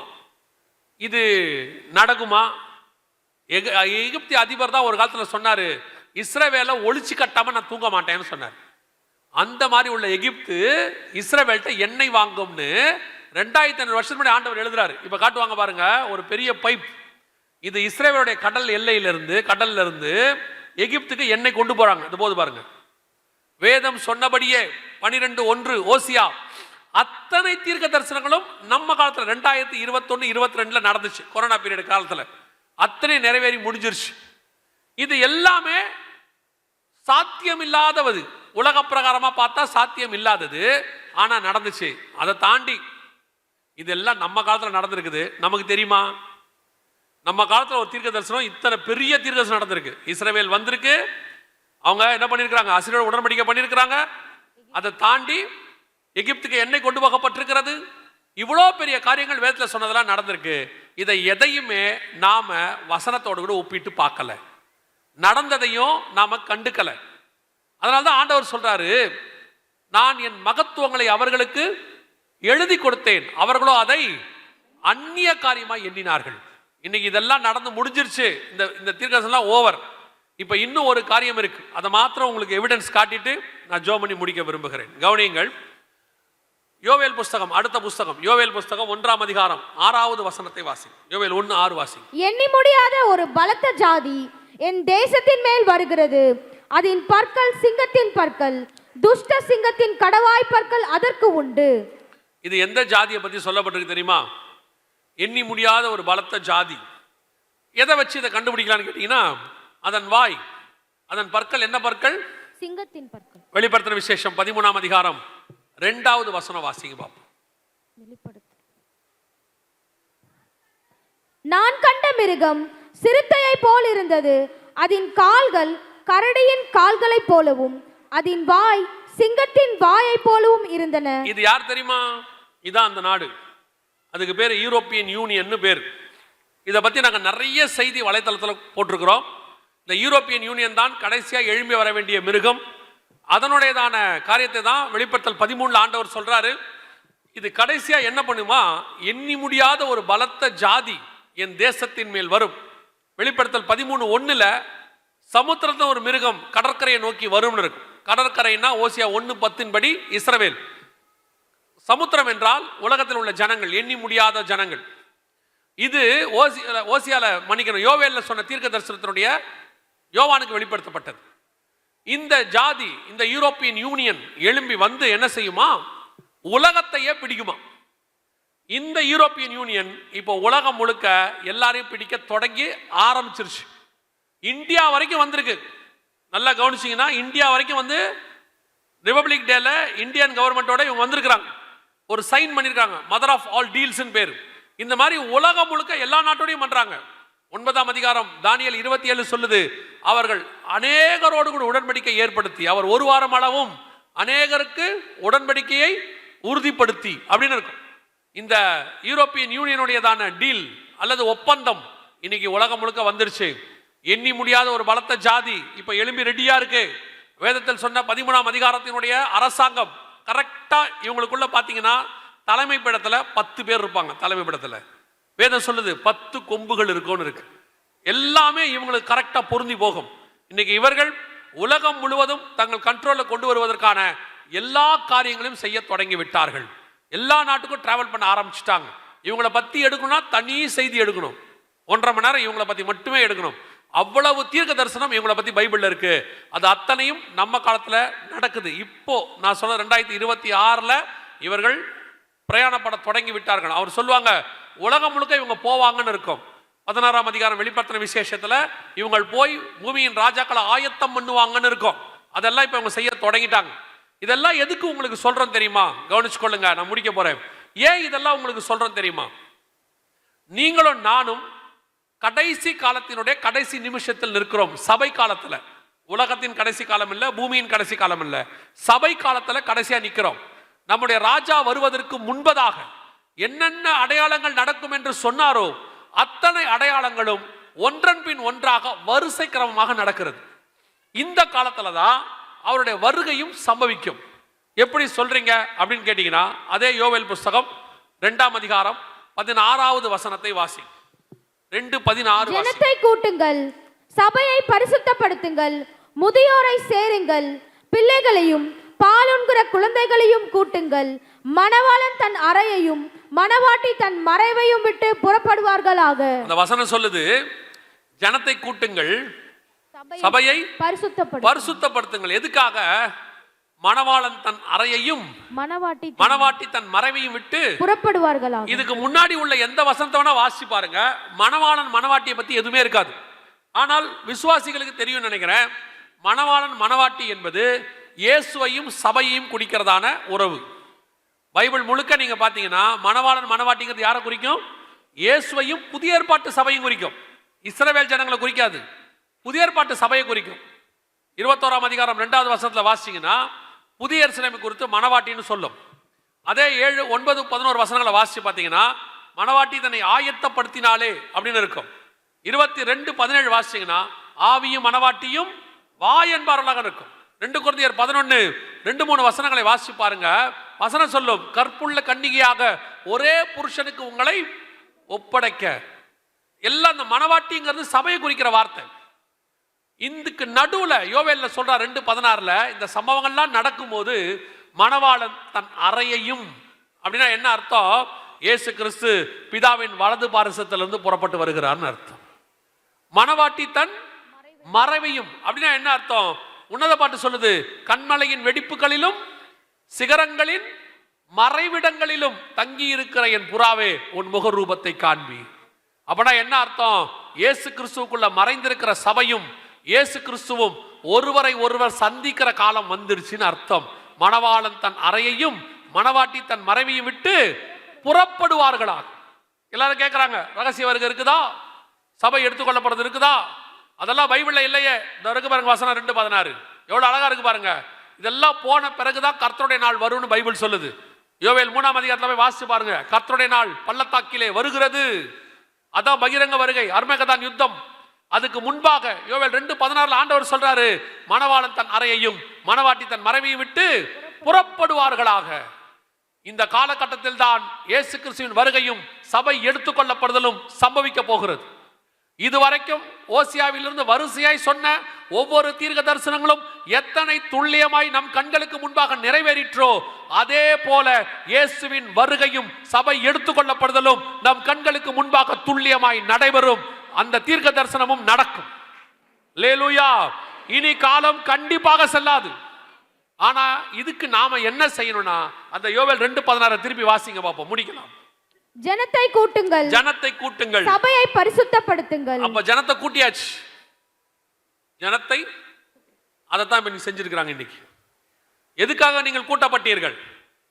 எதற்காக இவ்வளோ காரியங்களை அவங்க செஞ்சிருக்கிறாங்க? எவ்வளவு பெரிய பிரயாசம், இதுக்கு பின்னாடி எவ்வளவு உழைப்பு. எத்தனை பேர் இருக்காங்க இதுக்கு பின்னாடி? உழைக்கிறவங்க, ஒத்துழைக்கிறவங்க, கொடுக்கிறவங்க, ஜெபிக்கிறவங்க, இவ்வளோ பேர் சேர்ந்து இந்த ஒரு ப்ரோக்ராமை ஏன் நடத்தணும்? அப்படி சொல்றதுக்கு என்ன காரணம் அப்படின்னு கேட்டீங்கன்னா நல்லா தெரிஞ்சுக்கொள்ளுங்க. ஜனத்தை கூட்டுறது எதுக்காக தெரியுமா? மணவாளன் சந்திப்பதற்கு, மணவாட்டியை பரிசுத்தம் பண்ணுவதற்கு.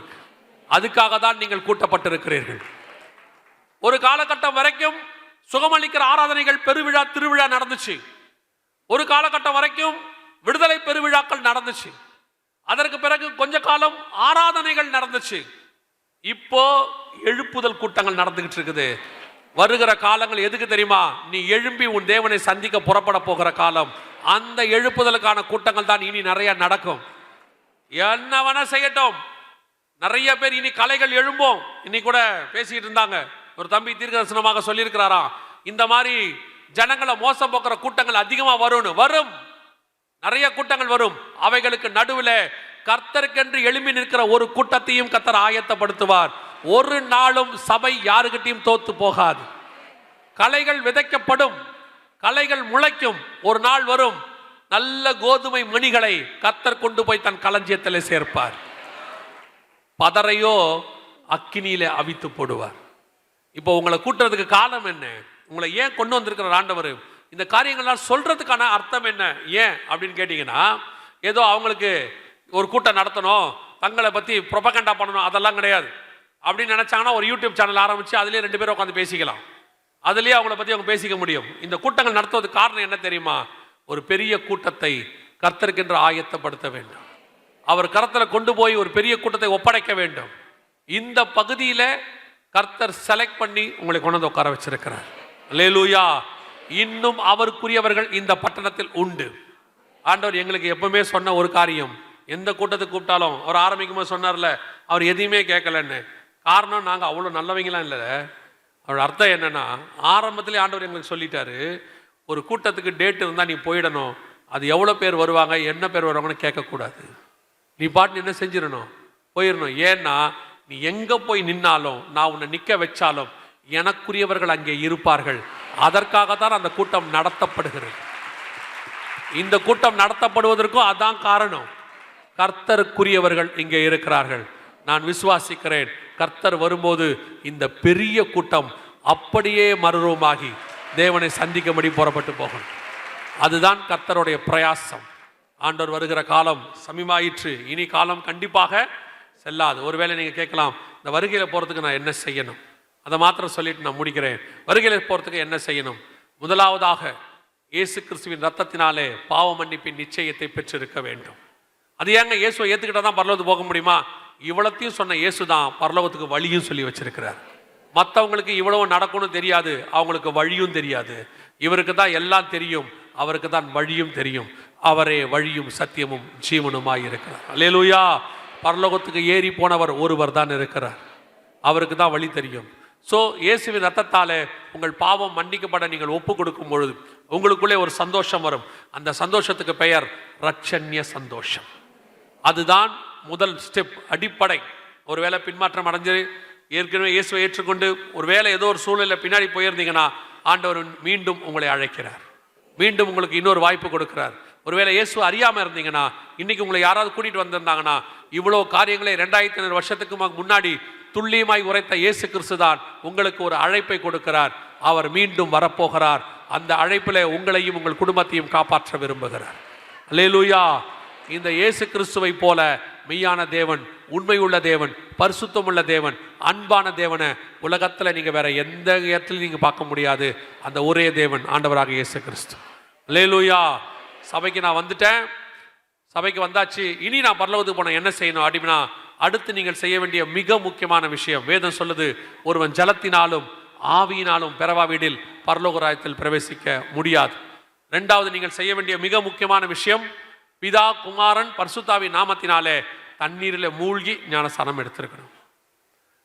ஞானஸ்நானம் எடுக்கணுமானா அது ஏன் அப்படின்னு கேட்டால், ஞானஸ்நானுடைய அர்த்தம் என்னன்னா, நீங்கள் எந்த ஒரு பொருளை வாங்கிட்டு வந்தாலும் நார்மலாக நம்ம செய்யக்கூடிய ஒரு விஷயம், அதை கழுவிட்டு யூஸ் பண்ணுவோம். புது பொருளாக இருந்தாலும் நம்ம என்ன செய்வோம், கழுவிட்டு யூஸ் பண்ணுவோம். நீங்கள் என்னதான் ஃப்ரிட்ஜிலேருந்து எடுத்தாலும், கருவேப்பிலை கொத்தமல்லியாக இருந்தாலும் என்ன பண்ணுவீங்க, நீங்கள் பார்க்குறத பார்த்தா நாங்களாம் அப்படி இல்லையே. ஏன்னா ஒரு சில கூட்டம் எப்படி இருக்குன்னா, கருவேப்பிலை கொத்தமல்லியாக அவங்க கழுவிட்டு போடாதெல்லாம் குரூப் இருக்குது. இன்னொரு குரூப் இருக்குது. அது எப்படின்னு கேட்டிங்கன்னா, இந்த பவுலர் வந்து பவுல் போடுவார் பார்த்துருக்கீங்களா? கிரிக்கெட்டில் பவுலிங் போடுவார். அவர் போடுறதுக்கு முன்னாடி என்ன பண்ணுவார் தெரியுமா? இப்படி அதே மாதிரி கொத்தமல்லி கருவேப்பிலை இப்படி தரவிட்டு போடுற குரூப்லாம் இருக்குது. நீங்கள் பார்க்குறத பார்த்தா எனக்கு அப்படி தான் தோணுச்சு. அது கழுவி போடுறோமா? நாங்கள் அர்ஜென்ட்டில் பிள்ளையை கலப்புற ஸ்கூலில் எங்கே கழுவுறது? அப்படியே ஒரு போலிங் போட்டு உள்ளே போட்டுற வேண்டியது தான் அப்படின்னு. இல்லை, எந்த ஒரு பொருளை வாங்க நம்ம என்ன செய்வோம்? ஒரு சுத்தமான பொருளையே கழுவி தான் செய்வோம்னா, நம்ம இத்தனை ஆண்டு காலம் உலகத்தின் பாவத்தில் அசுத்தமாக இருந்திருக்கிறோம்.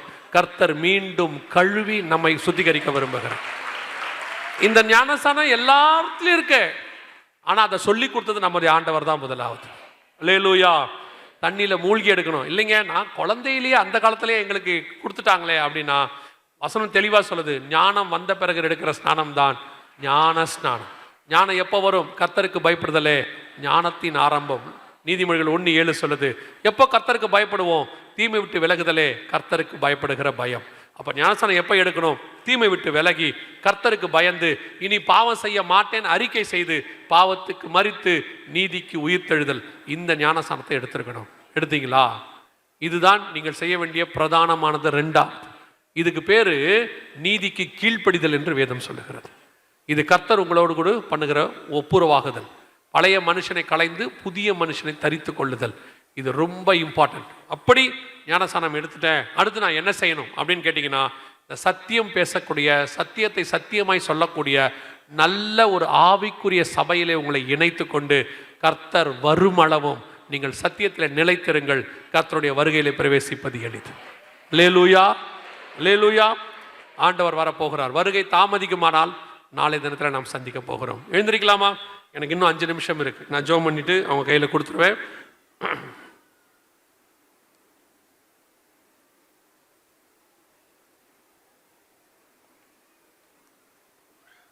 எல்லா கண்களை மூடுவோம். சரியா 5 நிமிஷம் பேச வேண்டாம். இவ்வளவு நேரம் ரொம்ப அமைதியா நீங்க கேட்டீங்க. ரொம்ப சந்தோஷம். கர்த்தர் உங்களை ஆசீர்வதிப்பார். அதே அமைதி அடுத்த 5 நிமிஷத்துக்கு 5 minutes, 5 more minutes. இதுதான் இந்த கூட்டத்தினுடைய ரொம்ப இம்பார்ட்டன்ட். இவ்வளவு நேரத்தில் நீங்க கேட்டதெல்லாம் இன்ஃபர்மேஷன். இனி நடக்க போறதுதான் டிரான்ஸ்ஃபர்மேஷன். இந்த ஜெபம் தான் இருக்கிறதுல ரொம்ப இம்பார்ட்டன்ட்.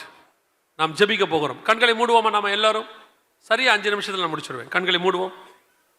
1 கொரிந்தியர் 11:31 சொல்லுது, நம்மை நாமே நிதானித்து அறிந்தோமானால் நாம் நியாயம் தீர்க்கப்படும். உங்களை ஆராய்ந்து பாருங்க. இந்த கிறிஸ்துவின் வருகையில நீங்கள் பிரவேசிப்பீங்களா? இயேசு சொன்ன இத்தனை காரியங்களும் துல்லியமாய் நடக்குமானால் அவர் வருவேன் என்கிற தீர்க்க தரிசனமும் துல்லியமாய் நடக்கும். அப்படியானால் இந்த வருகையில நான் போகிறதுக்கு என்னை முழுவதுமா தாழ்த்துகிறேன். அவருடைய ரத்தத்தால கழுவ என்னை ஒப்பு கொடுக்கிறேன். அவரை என் சொந்த ரட்சகரா நான் ஏற்றுக்கொள்ளுகிறேன். இதுவரைக்கும் இருந்த பாவங்கள் எல்லாத்தையும் நான் விட்டு விடுகிறேன். இயேசுவே என் உள்ளத்தில் வாரும், என் பாவத்தை மன்னியும், உம்முடைய பிள்ளையாய் என்னை ஏற்றுக்கொள்ளும். இதை நீங்க முழு இருதயத்தோடும், உங்க முழு ஆத்மாவோடும், உங்க முழு பலத்தோடு நீங்க சொன்னா போதும். இயேசு உங்களிடத்தில் வேற எதையும் கேட்கவில்லை. அவர் கேட்கிறது ஒன்னே ஒண்ணுதான், உங்களுடைய மனம். மனம் திரும்புங்கள், பரலோக ராஜ்யம் சமீபமாய் இருக்கிறது. உங்களுக்காக அவர் எல்லாவற்றையும் செஞ்சிட்டார். ஜஸ்ட் ஆண்டவர் உங்ககிட்ட கேட்டது கமிட்மெண்ட், ஒப்பு கொடுத்தல் மட்டும். ஒரே ஒரு நிமிஷம் கண்களை மூடி அமைதியா அப்படி ஒப்பு கொடுக்க விரும்புறவங்க உங்க இருதயத்தை ஆண்டவருக்கு நேரா, என்ன பாவம் இருந்தாலும் அதை ஆண்டவர்கிட்ட ஒப்பு கொடுங்க. ஆண்டவரே, இயேசு கிறிஸ்துவின் ரத்தம் சகல பாவங்களையும் மன்னிக்கும். நீ யாராயிருந்தாலும் இயேசு மன்னிக்க வல்லமை உள்ளவர். ஒரே ஒரு நிமிஷம் மட்டும் கண்களை மூடி அமைதியா ஒப்பு கொடுங்க பார்ப்போம். அந்த நேரத்தில் எல்லா கண்களை மூடி இருப்போம். ஒரே ஒரு கேள்வியை கேட்டு ஜெபித்து முடிக்க விரும்புகிறேன். நான் இன்னும் தண்ணியில மூழ்கி ஞானஸ்நானம் எடுக்கவில்லை. நான் ஞானஸ்நானமே இது வரைக்கும் எடுக்கல. இல்லை சத்தியம் தெரியும் ஆனா எடுக்கல. இல்லை எனக்கு அந்த சத்தியம் தெரியாது. ஒருவேளை நான் குழந்தையில தான் எடுத்தேன், அது ஞானஸ்நானம் இல்லைன்னு எனக்கு இப்ப தெரிஞ்சிருச்சு. நான் ஞானஸ்நானம் எடுக்க என்னை ஒப்பு கொடுக்கிறேன், தண்ணியில மூழ்கி எடுக்க என்னை ஒப்பு கொடுக்கிறேன் அப்படின்றவங்க மட்டும் உங்க வலது கரத்தை உயர்த்துங்க. நான் உங்களுக்கு ஜெபிக்கிறேன். ஞானஸ்நானம் எடுக்க ஒப்பு கொடுக்குறவங்க, இது வரைக்கும் எடுக்காதவங்க நல்ல கரங்களை உயர்த்துங்க. அது உங்களுக்கும் தேவனுக்கும் உள்ளது. உங்கள் நிமித்தம் பரலோகம் சந்தோஷப்படும். அநேகருடைய கரங்கள். இந்த ஊழியக்காரங்க என்ன செய்யலாம்? இவங்களை என்ன செய்யலாம்? வர சொல்லலாமா?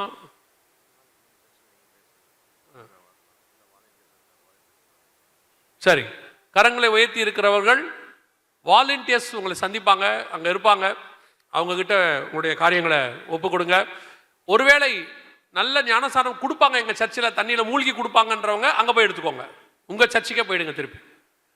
இல்லை எங்கள் சர்ச்சில் கொடுக்க மாட்டாங்க அப்படின்றவங்க மட்டும் முடியும் போது இருந்து பார்த்துட்டு போங்க. உங்களுக்கு ஞானசானம் கொடுக்கறதுக்கு ஏற்பாடு செய்வாங்க. கரங்களை கீழே போடுவோம். நாம் ஜெபிக்க போகிறோம். கடைசியாக கர்த்தர் இன்னைக்கு என்னோடு கூட இடைப்பட்டு இருக்கிறார். கர்த்தருடைய வருகை மிக சமீபங்கிறது எங்களுக்கு தெரிஞ்சிருச்சு. இன்னும் நானும் என் வீட்டாரும் இந்த வருகையில எப்படி ஆக்கணும் போகணும். இனி எங்களுக்கு உலகம் பாத்திரமாக இருக்க வேண்டாம்.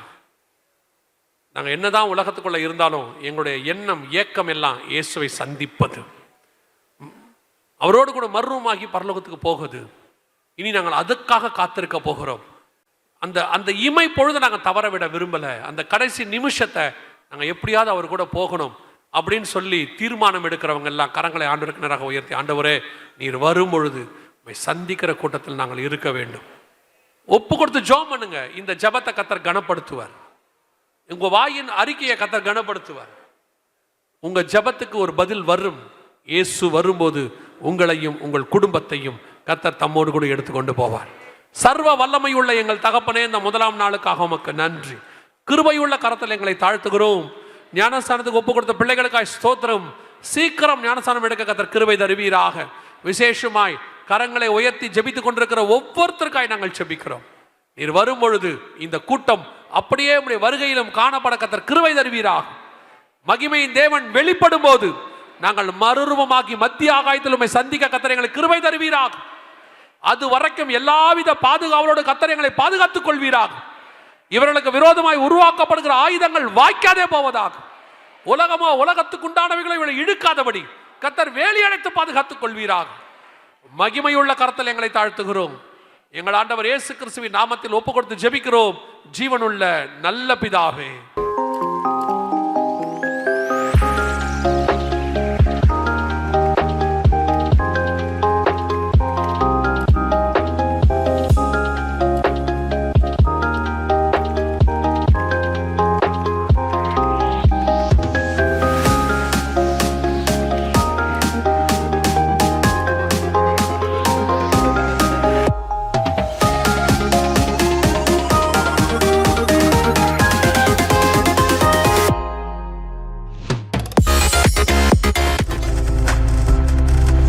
நீங்கள் பார்த்துக் கொண்டிருப்பது உங்கள் ஜாய் டிவி. உங்கள் துக்கம் சந்தோஷமாய் மாறும்.